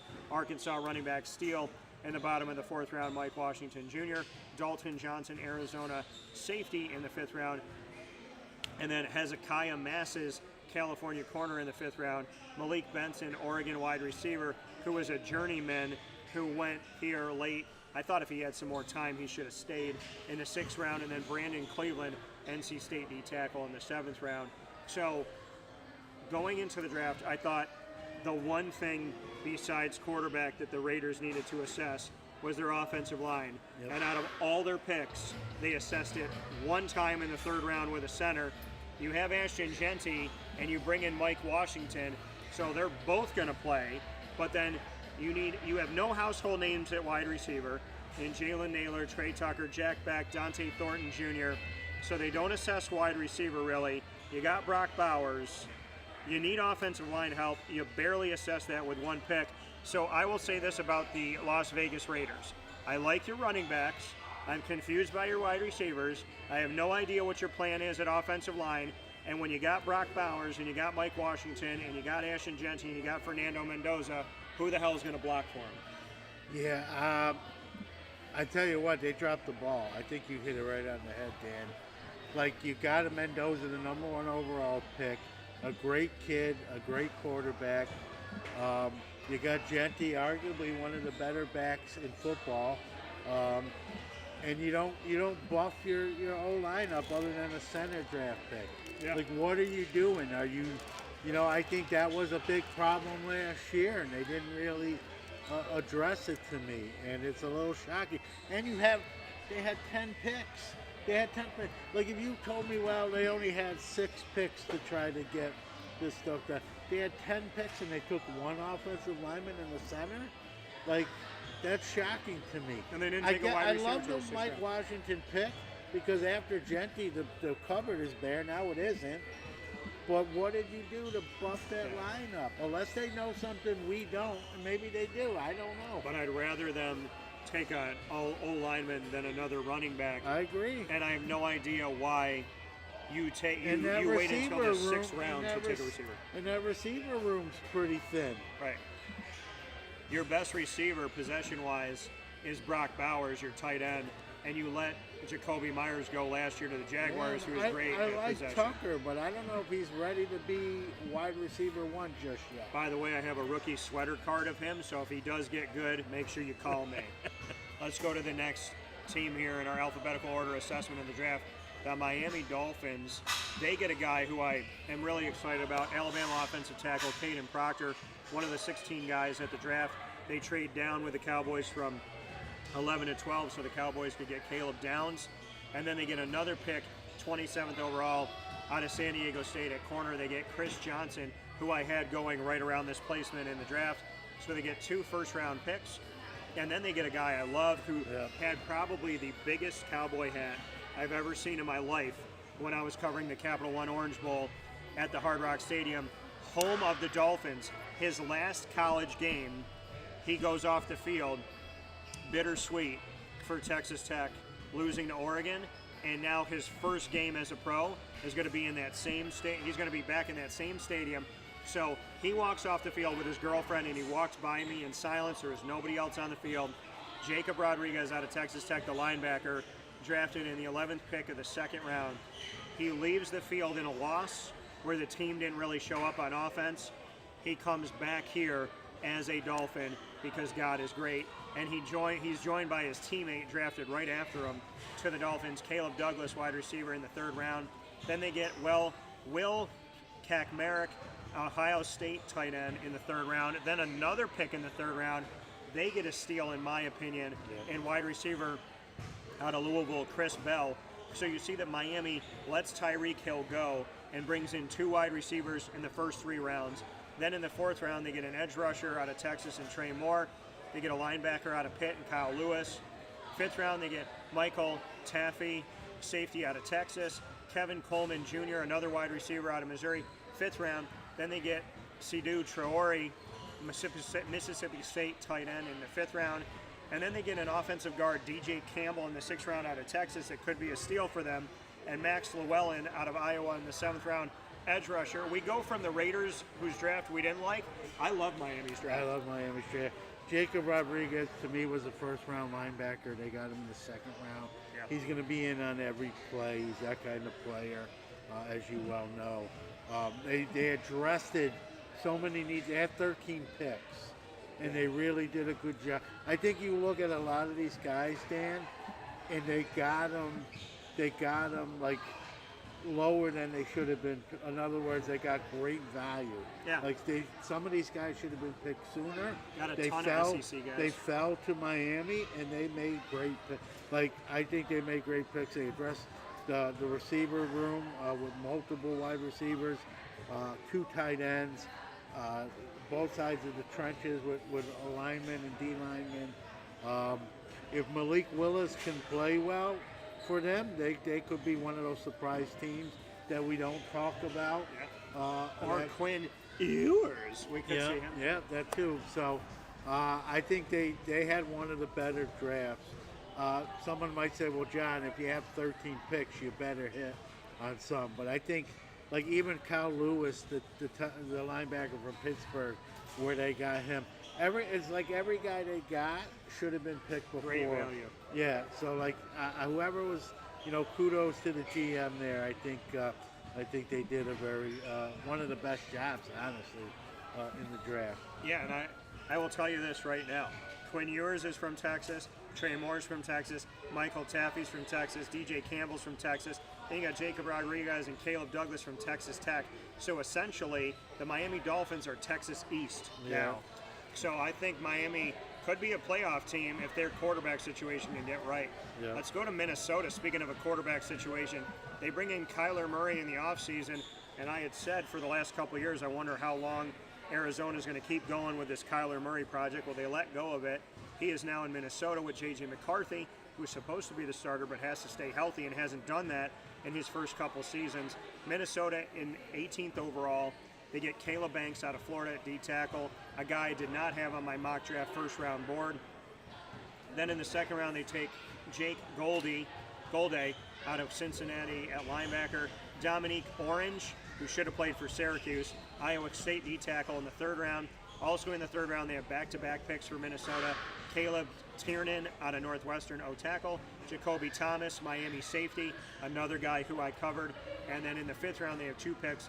Max Bredesen, Michigan tight end.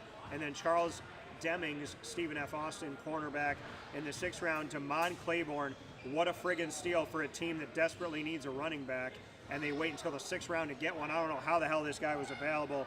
But shout out to Minnesota. Your best running back may be the guy you got in the 6th round here. Wake Forest, Damon Claiborne. And then in the 7th round, Gavin Gerhardt out of Cincinnati at center. What are your thoughts?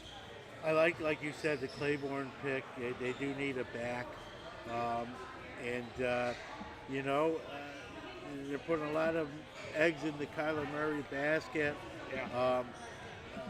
I don't know if they didn't really address wide receiver. I know you got Justin Jefferson. Jordan Addison's up and down. I thought they would pick another receiver, maybe to help Kyler Murray. I don't think it was a terrible draft. I think, like you said, the Banks pick in the 1st round was a little bit of maybe of a reach, if you will. Yeah.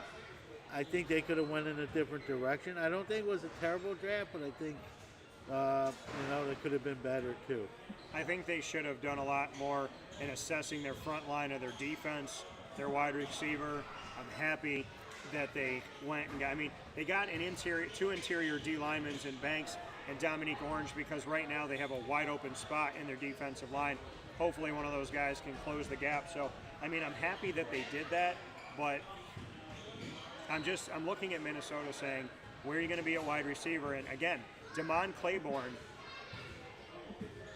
everything that I see when it comes to Minnesota, I'm not sold on Jordan Mason or Aaron Jones. No. So Damon Claiborne, you could be the starter, and outside of Jordan Addison and Justin Jefferson, they need help at wide receiver, and Addison's got to be consistent. TJ Hawkinson at tight end is going to have to stay healthy. Addison had a couple games last year, Dan, where he played and had no catches in the game. You didn't even know he was there, yeah. No one's going to argue that Justin Jefferson's not a top-tier wide receiver, but you got to have someone throwing him the ball, right? Yeah. McCarthy struggled in that role last year that led to a bad year for Justin Jefferson. Not his fault, but that was the result. And they didn't get that room any help, if you ask me. Well, and bringing in Kyler Murray, he's been known to not get the ball to top wide receivers like DeAndre Hopkins and Marvin Harrison Jr. So could be more of the same if JJ can't be consistent and stay healthy, and if Kyler Murray keeps being his wild inconsistency as well. So Minnesota could struggle and find their way out of the playoffs and be a middle-of-the-road team this year if they don't get it together. Let's go to the Patriots. First round, 28th, they trade down. They get Caleb Lomu out of Utah, offensive tackle, to help out in protecting Drake May. In the second round, they get Gabe Jacques, Illinois edge rusher. And then in the third round, they get Eli Raridon, the tight end out of Notre Dame. I like that pick, and they need a tight end. Fifth round, after not drafting in the fourth, they get Karan Prunty, Wake Forest cornerback. And then in the sixth round, they get Demetrius Crownover, Texas A&M offensive tackle, to help their offensive line. Sixth round, they get Nnamdi Obiazor, and that is out of TCU, linebacker. Seventh round, they get 3 picks. Baron Morton out of Texas Tech at quarterback to back up Drake May. Jam Miller, who I love because he's looking to get them out of a jam, Alabama running back. And then they get Quintavious Hutchins out of Boston College. You're reading all these names, it's almost like the Keen Peele skit when they do the college football. Quintavious. Hutchins. Yeah. And Demetrius Crownover, sounds like that. Yeah. Demetrius Crownover, yeah. Sounds like something that we're saying, Prunty and all that. Yeah. But yeah, so they bring in another running back. They get a tight end out of Notre Dame. They try to help out their offensive and defensive line. I think what the Patriots are trying to do is they are trying to prepare themselves for a deep run in the postseason after already seeing themselves get there. But this time they want to do it without having to play up against a Denver team that doesn't have their quarterback at Bo Nix. I think right now New England wants to show everyone they can make it without having some help with somebody playing injured. Yeah, I thought their draft was solid. It wasn't tremendous. I thought it was solid. I think the biggest cloud now in New England and in Foxborough is the Vrabel Rossini deal. Yeah. That just seems to be a story that just doesn't go away and keeps getting more details come out. And they said something about they drafted a player who's already married, so that could be good publicity. I'm like, it's just really sad that they keep bringing it up. Listen, no one is affected more than the families of these two potential cheaters. And if all of this is true and all this comes to light, who I feel the worst about is not the Patriots. I feel the worst for the family. Yeah, both families. No doubt.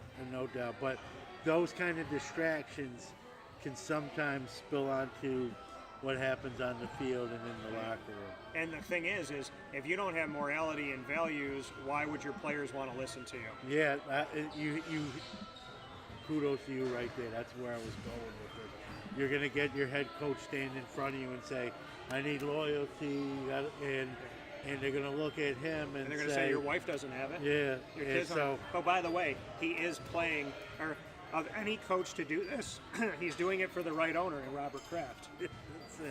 Yeah, you couldn't script this stuff. No. Kraft in and of himself has had some moments potentially here. So sad for the Patriots that the focus is on that and not on the draft, because I think they had a good draft. The New Orleans Saints, without any doubt in my mind, were going to take a wide receiver 8th overall, and I think that they knew they had to when Tennessee took Carnell Tate out of Ohio State.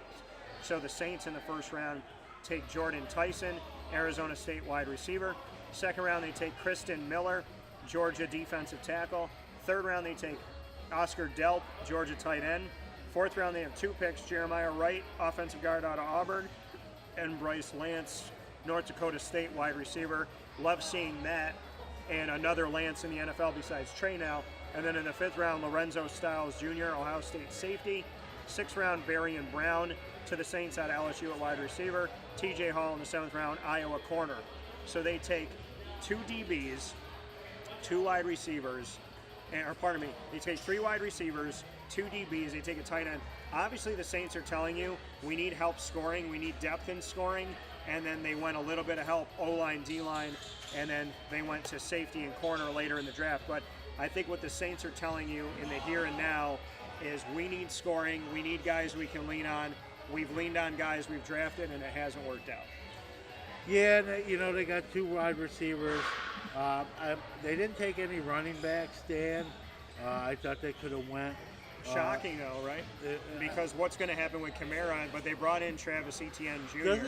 Is it me, or does Kamara feel like he's been in the league 20 years? I know he hasn't. It does feel that way. But the other thing about it, though, is Travis Etienne, again, with the question mark. The Jaguars had multiple years to extend Travis Etienne Jr. They decided not to, which made me believe for the last 2 or 3 years they would shop him as a trade bait. He's a number 1 running back. He catches out of the backfield. He is a serviceable guy. He's a good fantasy football guy. He's a consistent guy when he's healthy. He's an every down weapon, and they let him go for literally nothing to New Orleans. Yeah. You know how many picks they could have gotten for that? Yeah, I agree. Stupid. I agree. I like Travis at the end. I just think they could have added a running back piece in their draft. But they definitely added the 2 receivers. That's going to help whoever the quarterback is, assuming it's Shuck, maybe Spencer Rattler. They're doing what they need to do to compete. I think they're a year or 2 away, at least, but they added some pieces. I'm going to say this too, because I just said it wrong again. Travis Etienne Jr. has stated his name has been said wrong since he was in college. His last name, Etienne, is supposed to be pronounced Achan, which means that Devin Achan and Travis Achan are 2 Achans in the NFL, even though there's only 1 Achan, which means that his younger brother is also Trevor Achan, which means that Devin Achan should be really pissed off right now that somebody's trying to steal his thunder a little bit. Yeah, I'm confused already. Yeah, so just for everybody there at home to be a little bit more confused. Let's go to the Giants. They didn't have a ton of picks, but I think that they hit it right where they needed to hit it. I said they needed to go O-line, D-line, D-line, O-line. I said you got 2 picks in the top 10, go to the trenches. They somehow got Arvell Reese to fall to them at 5. Ohio State, he's marked as an edge rusher and a linebacker. He's a hybrid, so don't get weird, people that didn't get Stunny Styles. This is a hybrid guy. So you got Arvell Reese for your D-line or wherever you want him. You got Francis C.C. Mauigoa out of Miami, who I interviewed a bunch of times, caught a touchdown pass against Syracuse at Miami this year at O-tackle. He might play guard. And then you got Colton Hood at the top of the 2nd round out of Tennessee at a corner. That was a steal. You get Malachi Fields, a wide receiver out of Notre Dame. 3rd round could be a steal. And then you don't draft until the 6th round. No 4th, no 5th. 3 in the 6th round, none in the 7th. The Giants get Bobby Jamison Travis out of Auburn, D tackle, J.C. Davis, Illinois, offensive tackle, and Jack Kelly out of BYU at linebacker. So you got 2 guys that can play linebacker. You got a D lineman interior. You got 2 offensive linemen, and then you went wide receiver corner. The Giants are finally doing what they should have done 115 years ago, which is figure out their offensive and defensive line. I think they had one of the better drafts, Dan. Got great picks almost every round. Harbaugh and that front office did a good job. They're going to be competing in the NFC in that division with the Eagles and the Commanders. I almost said Redskins, and I like the Giants draft. So we'll see how it pans out. I thought maybe they could go with a running back. I know Scatterbo's their guy, but just for depth. But they still have, I believe, Tracy is still in that mix. So I like them adding another receiver with Malik Neighbors. Their draft was one of the better ones out of the 32 teams. Yeah, I mean, Darius Slayton's been up and down. Calvin Austin III out of Memphis, I covered him. Gunnar Olszewski, I covered him as well. Let's see if they make the team. Xavier Gibson literally doesn't leave MetLife. He goes from the Jets to the Giants, and then we'll see what they can do. I mean, they got Mooney and Austin from the Steelers. Mooney. Yeah. Mooney's one of those guys like you expect from Tulane, another guy I covered. Yeah. But I like them taking a flyer with him.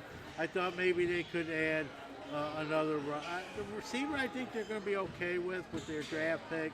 And Theo Johnson was good. Isaiah Likely's been good. They're both there at tight end. Yeah. And then there's that Jacksonville tight end that they got rid of before his rookie contract, Chris Manhertz. Yeah, it's bringing a guy in like him. But I think with Cam Scatterbo, who I told you all last year was going to be the starter at running back before the season started, they were looking at moving Tyrone Tracy to more of a pass-catching running back, which they can do, and they have Singletary now. I think with that way of kind of putting together their running back core, plus Malik Neighbors, and hopefully with the Giants getting some help from Malachi Fields, we could see a team that's going to get better here. And Maui Goa coming in and blocking for Jackson Dart. I'm a big fan of Jackson Dart. I still think people should buy his cards right now and make sure that you buy them and send them out and do some wheeling and dealing. I like what the Giants are becoming, and I'll tell you this right now. I firmly believe that with John Harbaugh, they automatically got better with the pedigree of coaching. Yeah, I agree. They upgraded in the coaching box too. So let's go to the New York Jets, who also play at MetLife. They get David Bailey, my prediction for the second overall pick out of Texas Tech, the edge rusher. Then they make me totally confused after drafting Mason Taylor. They draft Kenyon Sadiq this year, 16th overall. They need help all over the place. They've given up so many defensive players. They let all these guys go that they drafted a few years ago, including Sauce Gardner, and they decided to draft the tight end out of Oregon, who I'm happy for. I just don't understand why he's a Jet, in Kenyon Sadiq. Then they trade back into the draft to go 30th overall and get Omar Cooper Jr. out of Indiana, who I like at wide receiver. Then they draft a guy who I have probably the rarest card I've ever gotten from a box, and it's from GG Cards and Breaks. It's numbered to 5. It's a refractor. It's the red parallel, Bowman first, of D'Angelo Pons. It's signed by him with a special inscription, and he gets drafted to the Jets in the second round. Indiana corner. I know my Jets fans got money in the New York, New Jersey area, so I'll be putting that one on eBay. But he is in the 7th round, D'Angelo Pons. I love that pick. I'm hoping he can take the place of Sauce Gardner. And then Darrell Jackson Jr. out of Florida State, defensive tackle in the 4th round. Also in the 4th round, this is the guy that could be their starting quarterback at some point this season, because I do not trust in the second coming of Geno Smith. And that's Cade Klubnik out of Clemson, a 4th round steal. Again, I like Cade Klubnik and Carson Beck more than I like the Ty Simpson pick in the 1st round. And then Inez Cooper out of Miami at offensive guard in the 6th round helps out their offensive line. And VJ Payne out of Kansas State, safety in the 7th round. I like the Jets pickups. I'm just confused by Kenyon Sadiq. You stole exactly what I'm going to say. I think the Jets had a great draft. The Sadiq pick is a head scratcher. I don't think it was a pressing need. And to take him as the 16th pick overall, I think they could have went in a different direction. I love them. I love the Cooper and Pons picks back to back. Look at the value. Yeah. Cooper, Pons, and Klubnik are all value picks. Yeah. The Sadiq pick, this was a pretty heavy tight end draft. Yeah. I don't think he was the 16th best player in the country. No. I'm not saying he's not good. Well, and look at their receivers. They got Garrett Wilson, Adonai Mitchell came in a trade with the Colts last year. And then you got a bunch of non-household names. Adonai Mitchell isn't even a household name. And then you got Jelani Woods, who's young at tight end. You got Mason Taylor, who's young at tight end. And I mean, you look at your offensive line, which you could help. Your defensive line, David Bailey's going to be a starting DN immediately. But then you look at your linebacker situation and kind of where you're at with everything, and you look at your corner. I mean, your D-backs that you have. You bring in D'Angelo Pons, you got Minka Fitzpatrick and Andre Sisco from Syracuse. A stupid move that the Jaguars made to let him go instead of extending him out of his rookie contract. But I mean, I'm looking at this and I'm saying, why would you go tight ends? If anything, you go wide receiver. Maybe you take two wide receivers. I didn't realize how bad their wide receiver room was till you pulled up the depth chart. Yeah, it's after Garrett Wilson, and he can get hurt. He's shown propensity to miss a little time. So did they even pick a receiver? Yeah, they got one wide receiver. Cooper. That was it, yeah. I think I would have went with another. I think I would have went with another receiver a little bit earlier, maybe where the Sadiq pick was. Go two wide receivers. Yeah. Why not? Yeah. You know, you could have gone to Denzel Boston or a Casey Concepcion. Yeah. So let's go to the Eagles, who did go wide receiver. They traded up to take the Cowboys pick, from 23 to 20. They take Mekhi Lemon out of USC at wide receiver, which truly makes you believe that A.J. Brown, that whole thing is kind of that drama and everything that's gone on. Mekhi Lemon could step in here and help out Devontae Smith and the crew. And then not trusting their pick years ago with Dallas Goedert, they get one of the best tight ends in the draft in the back part of the second round, and Eli Stowers out of Vanderbilt. But then they get Markel Bell, Miami offensive tackle, in the third round, nothing in the fourth. In the fifth round, the Eagles get Cole Payton out of North Dakota State at quarterback, I guess because they missed Carson Wentz. And then they got in the sixth round Micah Morris out of Georgia at offensive guard. And then in the seventh round, Cole Wisniewski, safety out of Texas Tech. Uar Bernard out of Nigeria, D-tackle with the NFL's overseas plan. And then Keyshawn James Newby, who will be a newbie in the NFL, out of New Mexico in the seventh round as an edge rusher. What do you think about Philly? Man, they do some Philly things, right? I think, like you said, I think A.J. Brown's time in Lincoln Financial's over. They traded, for those that I'm sure the news is out, right?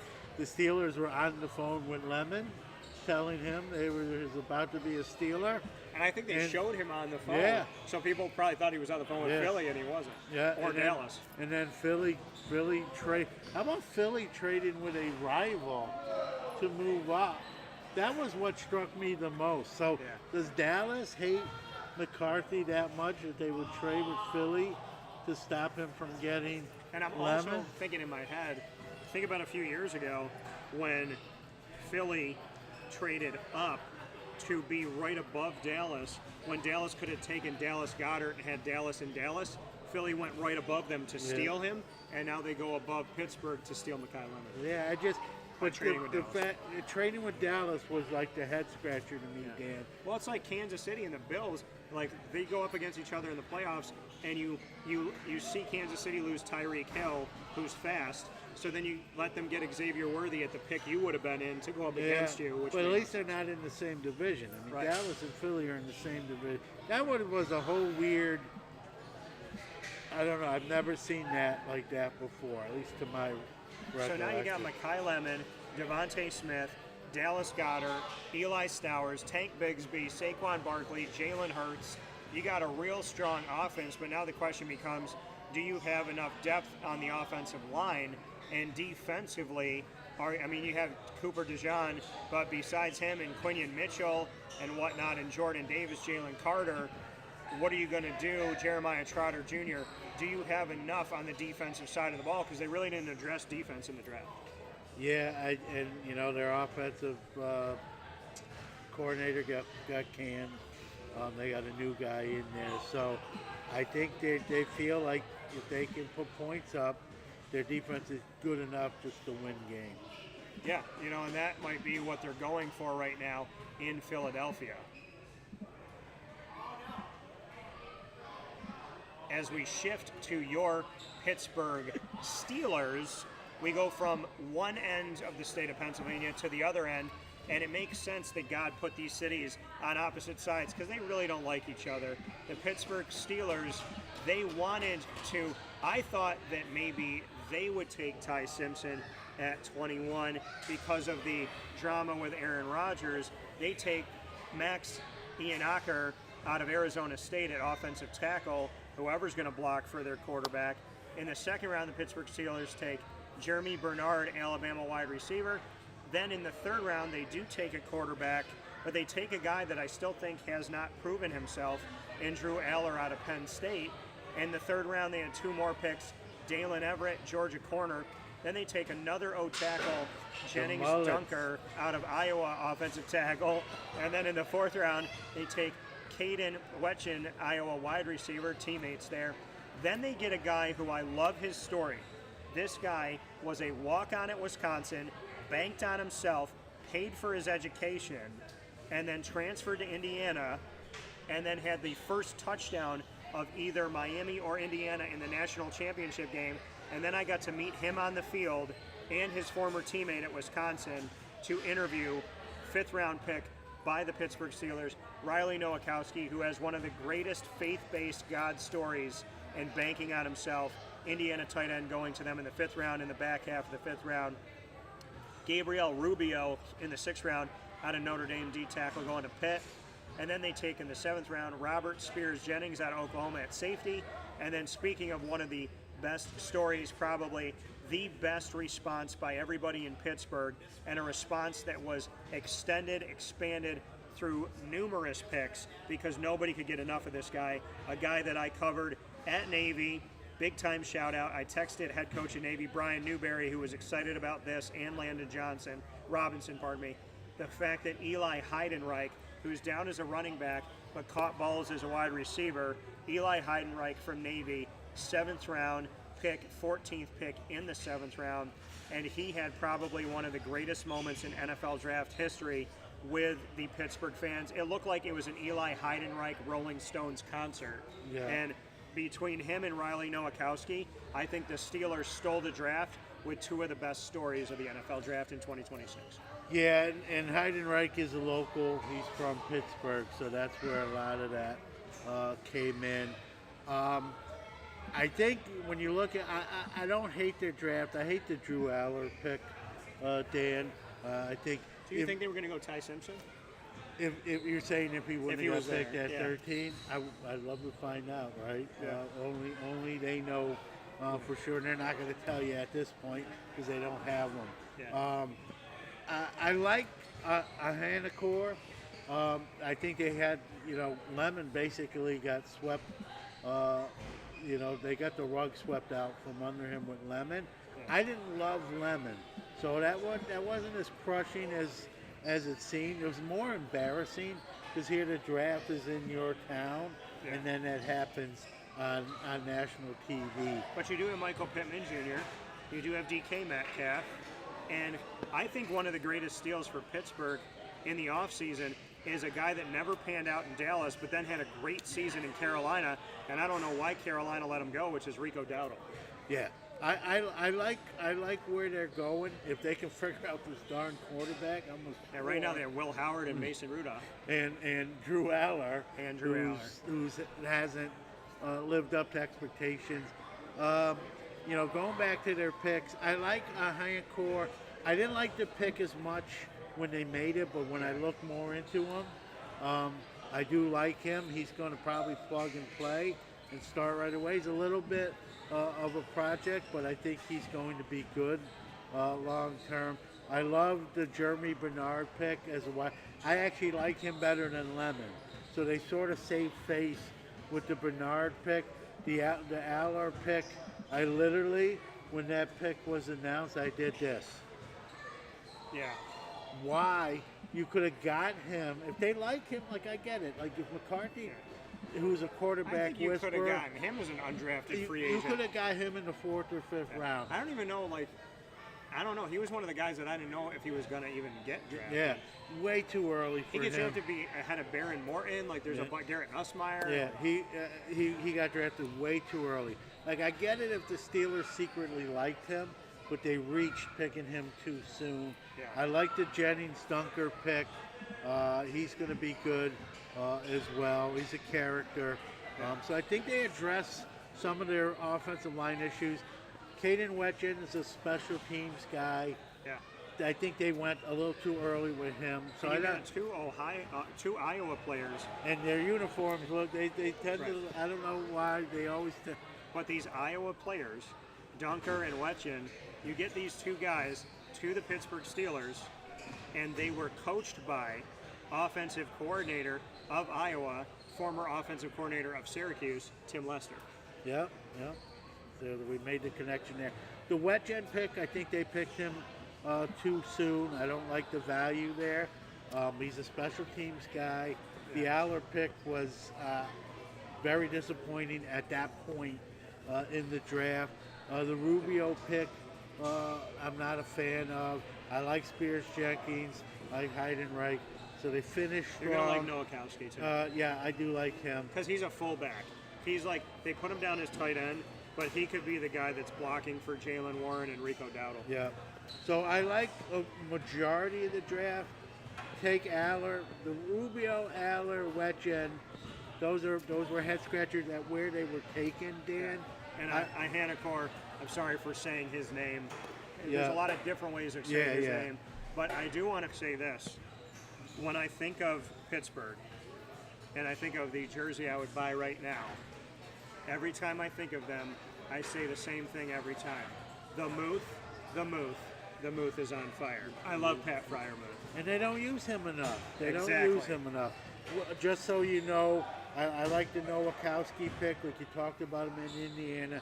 They're going to make him, I think, into a fullback, Yeah, that's kind of a hybrid, if you will.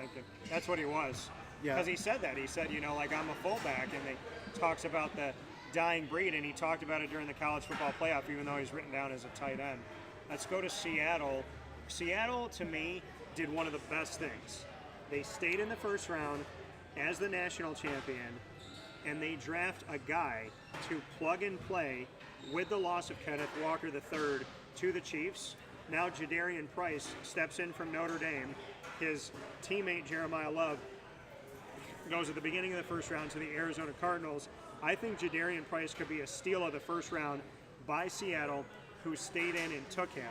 Then in the second round, they take Bud Clark out of TCU at safety. They take Julian Neal in the third round, Arkansas corner. So they go DBs in the back line to try and help the Legion of Boom Part 2. And then nothing in the fourth round. Fifth round in the early part, they take Bo Stevens, offensive guard out of Iowa. And then in the sixth round in the middle, they take Kansas wide receiver Emmanuel Henderson Jr., who could be interesting here. And then 3 in the seventh round, Seattle takes Andre Fuller out of Toledo at corner, Devin Easton, Minnesota D tackle, and Michael Dansby out of Arizona at corner. So they go heavy. They take 4 defensive backs, and then they take a running back who could start right away. I'm not going to lie, I don't know a ton about Price. Okay. So I thought Cooper, or Coleman, I should say, Jonah Coleman was going to be the second running back taken. Yeah. And he's a Washington guy, so he would have been fit in Seattle. But so, Price is their pick. You know, He was behind Jeremiah, so you look at his 3 years in Notre Dame, 13 games, 272, 3 touchdowns rushing. 2024, 16 games, 120 carries from 47 the year before, 746 yards, 7 touchdowns. This past year, 12 games, 113 carries, so almost as many carries in 4 less games, 674 yards, 11 rushing touchdowns, 21 touchdowns in 3 seasons rushing, almost 1,700 yards in 3 seasons. But here's the big thing, 5.8, 6.2, and 6. Those are his average yards per carry. He averages 6 yards a carry in 3 years. yeah, and I think he's And I'm not obviously sold on good. Jack Charbonnet. That's why He's obviously good. Dan, I think they're also looking at him as like there's less wear on that tires. Yeah, You're and he can getting a catch out of the solid backfield. running back who has a little less tread taken off the tires. So I get it. I thought they might have, thought about Coleman being, in Washington.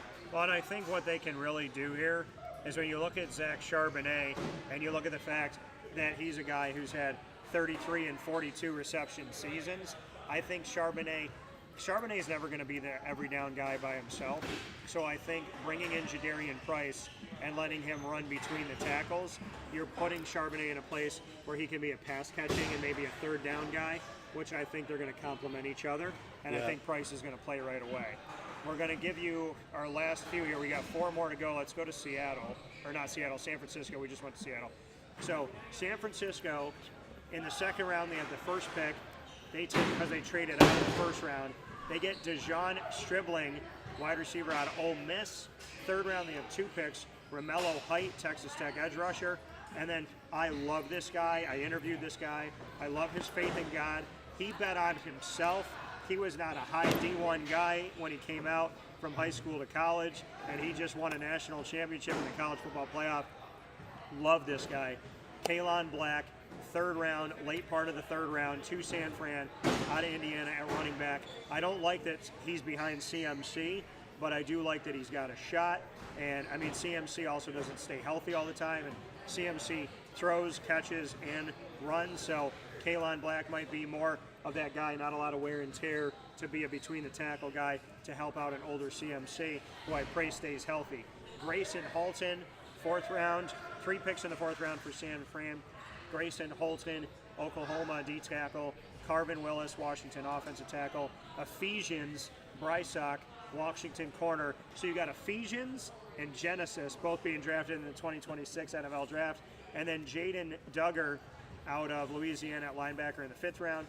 And then the man who used to play at Syracuse that I bet on, my little bro, my vice president, if I ever run for president, 5th round pick toward the tail end of the 5th round. Enrique Cruz Jr. out of Kansas, offensive tackle, goes to San Fran, and he's got a shot at making this team. Yeah, I thought they could have traded up. I thought they could have traded up to address the wide receiver a little bit stronger, Dan. Yeah. I don't love their draft, but, I think Purdy needs weapons. You got CMC, who's a weapon in himself, but look at their wide receiver room. Mike Evans now, who's older Yeah, now. I forgot about him, but Christian Kirk, who's a good possession guy. Yeah. Pearsall's not consistent. DeMarcus Robinson, and then a bunch of non-household names. Yeah. And George Kittle is 115 years old. And Luke Farrell, again, within the last few years, Jacksonville drafted him and let him go. Yeah. At I tight thought end. if I was them, and we don't know, maybe they did, Dan, and we're not aware of it, I might have tried to trade up to get a bigger name wide receiver to Well, add the thing to is they traded down out of the first round to go and get Stribling out of Ole Miss. So we'll see how that goes out for the San Francisco 49ers, but hoping for Enrique Cruz Jr. Let's go to Tampa. Tampa didn't have many picks. They had 7 picks in 7 rounds, but they didn't draft in the 7th round. They had a first, a second, a third, a fourth, 2 in the 5th, 1 in the 6th. They get Reuben Bain Jr. I thought Reuben was going to be gone by now, and I agreed with Jeff Cookie Cook, who joined me for the mock draft with El Romano at Pizza Man on draft night of the first day. He said Reuben Bain would go anywhere from 5 to 15. I agreed with that. He went 15th. I thought he was going to go to Miami, but instead he goes to Tampa, so he stays in the state of Florida. He's got to come a couple hours north. Reuben Bain Jr., edge rusher, trained by Jason Taylor out of Miami, 15th overall. Josiah Trotter out of Missouri goes in the 2nd round to the Bucks at linebacker. In the 3rd round, they get Ted Hurst, Georgia State wide receiver, which is huge. They get a Miami teammate to join Reuben Bain. This is a guy who intercepted and ran it back, and I got to watch this in real time in the college football playoff. What a friggin' phenom guy who took time to look at the other team's bench while he was running it in. Keontae Scott, this man's got some flair, he's got some flavor, he's got some pizzazz. I think Tampa's gonna like him. Cornerback out of Miami. Mark my words, he makes the team. I'm saying first year interception and maybe a return for a touchdown. DeMonte Capehart out of Clemson, defensive tackle in the 5th round to Tampa. Billy Stroth out of Notre Dame, an offensive guard in the 5th round. And Tampa rounds out with 6th round Bauer Sharp, LSU tight end. Bain dropped because of the length of his arms, all those, combine measurables, but you can't argue the talent. And like his position coach, who's a Hall of Famer, Jason Taylor, says, listen, I know this guy. Tampa Bay's got a dog. I think they got a great value based on a stock dropping because And a his great arms man aren't of up. God, like a fantastic human being for what he stands for. So I think Tampa Bay pretty solid. They're not a bad They team. did a lot with a little, as Yeah. opposed to Green Bay. Yeah, so I like their draft. It wasn't flashy, but they got some players, like you said, with Scott and Bain.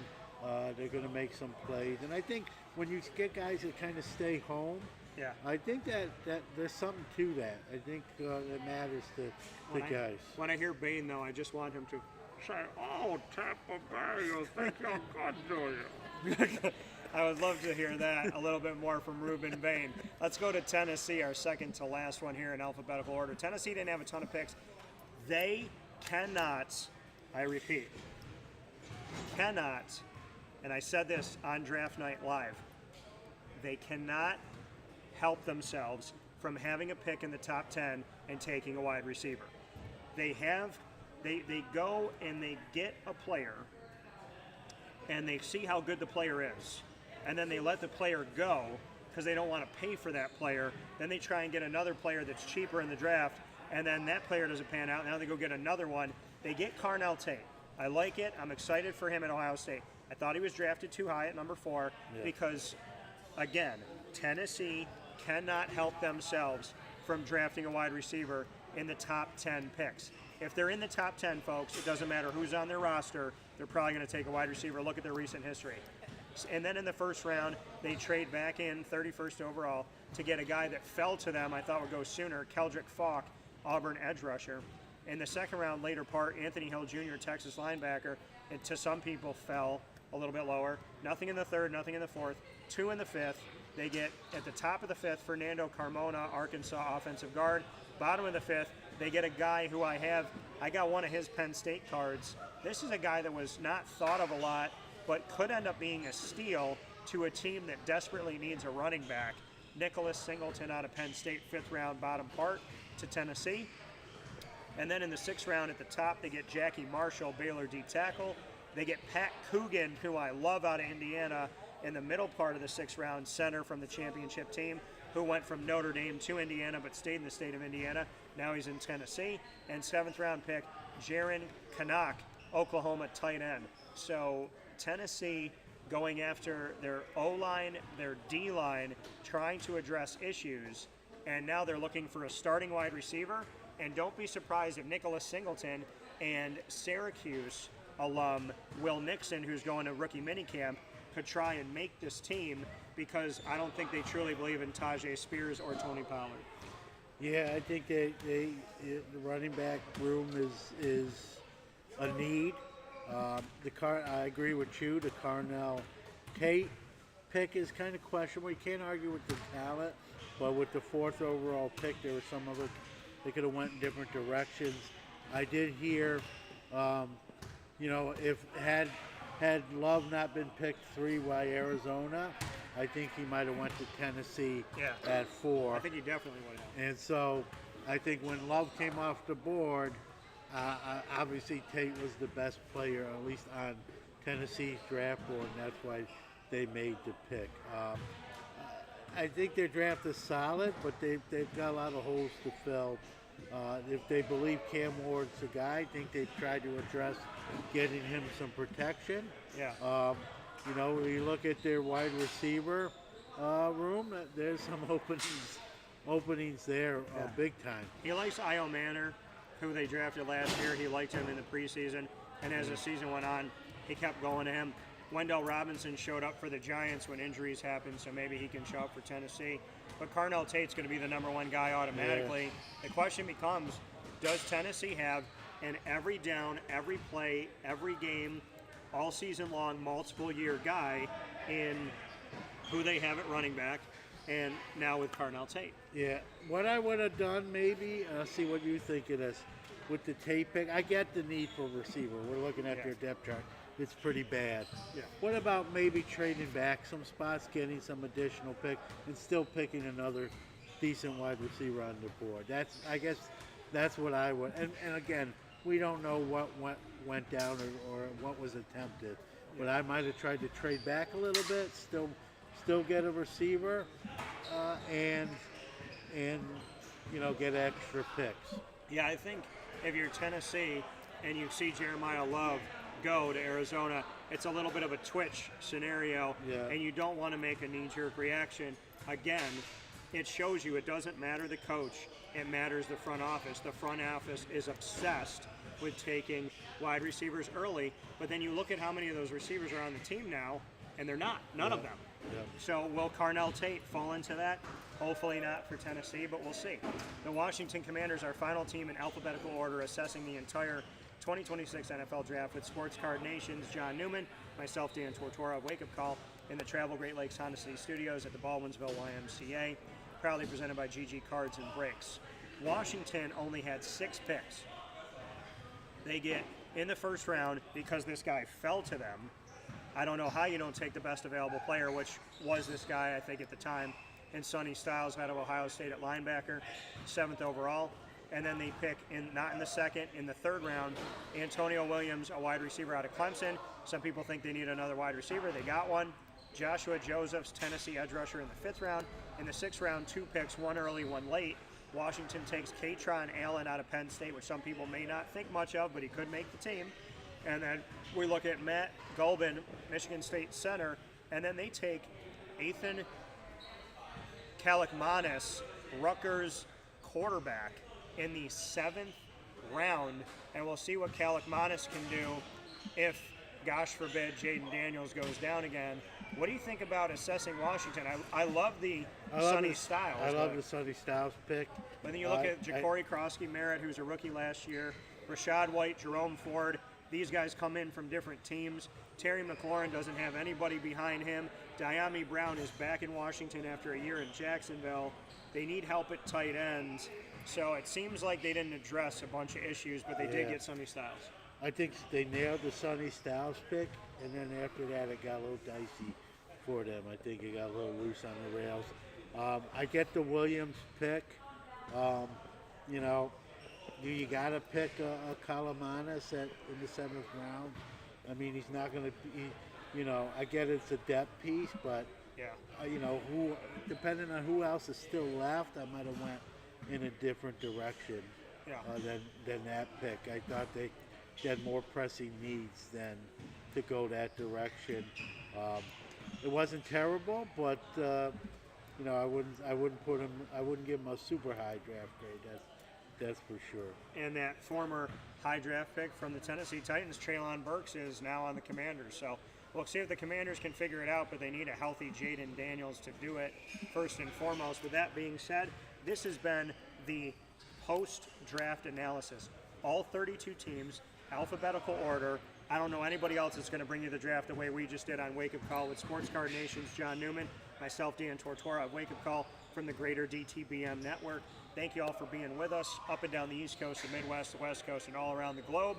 Find us on Facebook at Wake Up Call DT, X at Call DT, Instagram at Wake Up Call _DT. Thanks to GG Cards and Breaks. And of course, many thanks to our team in Central and Upstate New York. Make sure to support Great Lakes Honda City, the Wildcat Sports Pub, GG Cards and Breaks, Ma and Pa's, Brian's Landing, Pizza Man, Canine Camp Dog Daycare, Myers Creek, 2 locations on the countryside and in the Syracuse Inner Harbor, Chick-fil-A Cicero, Gray's Craze of Clay, New York, Avicoli's, Game Point Sports Complex, Mother's Cupboard, Chick-fil-A in DeWitt, Canine Campground Dog Boarding, Willow Rock Pizza Pub, and of course, our exclusive multimedia marketing partnership with the Bearcats of Binghamton University. As always, John, appreciate your time. Yeah, we had a lot of fun chopping up. And let everybody know how they can find you. Real simple. If you Google Sports Card Nation, all our social medias and websites will pop up, and you can find us that way. So, for John Newman, myself, Dan Tortora, for the community, we appreciate you all, and to everybody that showed up for the draft, thank you for making it amazing. Looks like everybody had a great time out in Pittsburgh. Next year, nation's capital, Washington, D.C., as we always say here from the Great Lakes Honda City Studios. God bless, no stress, do your best.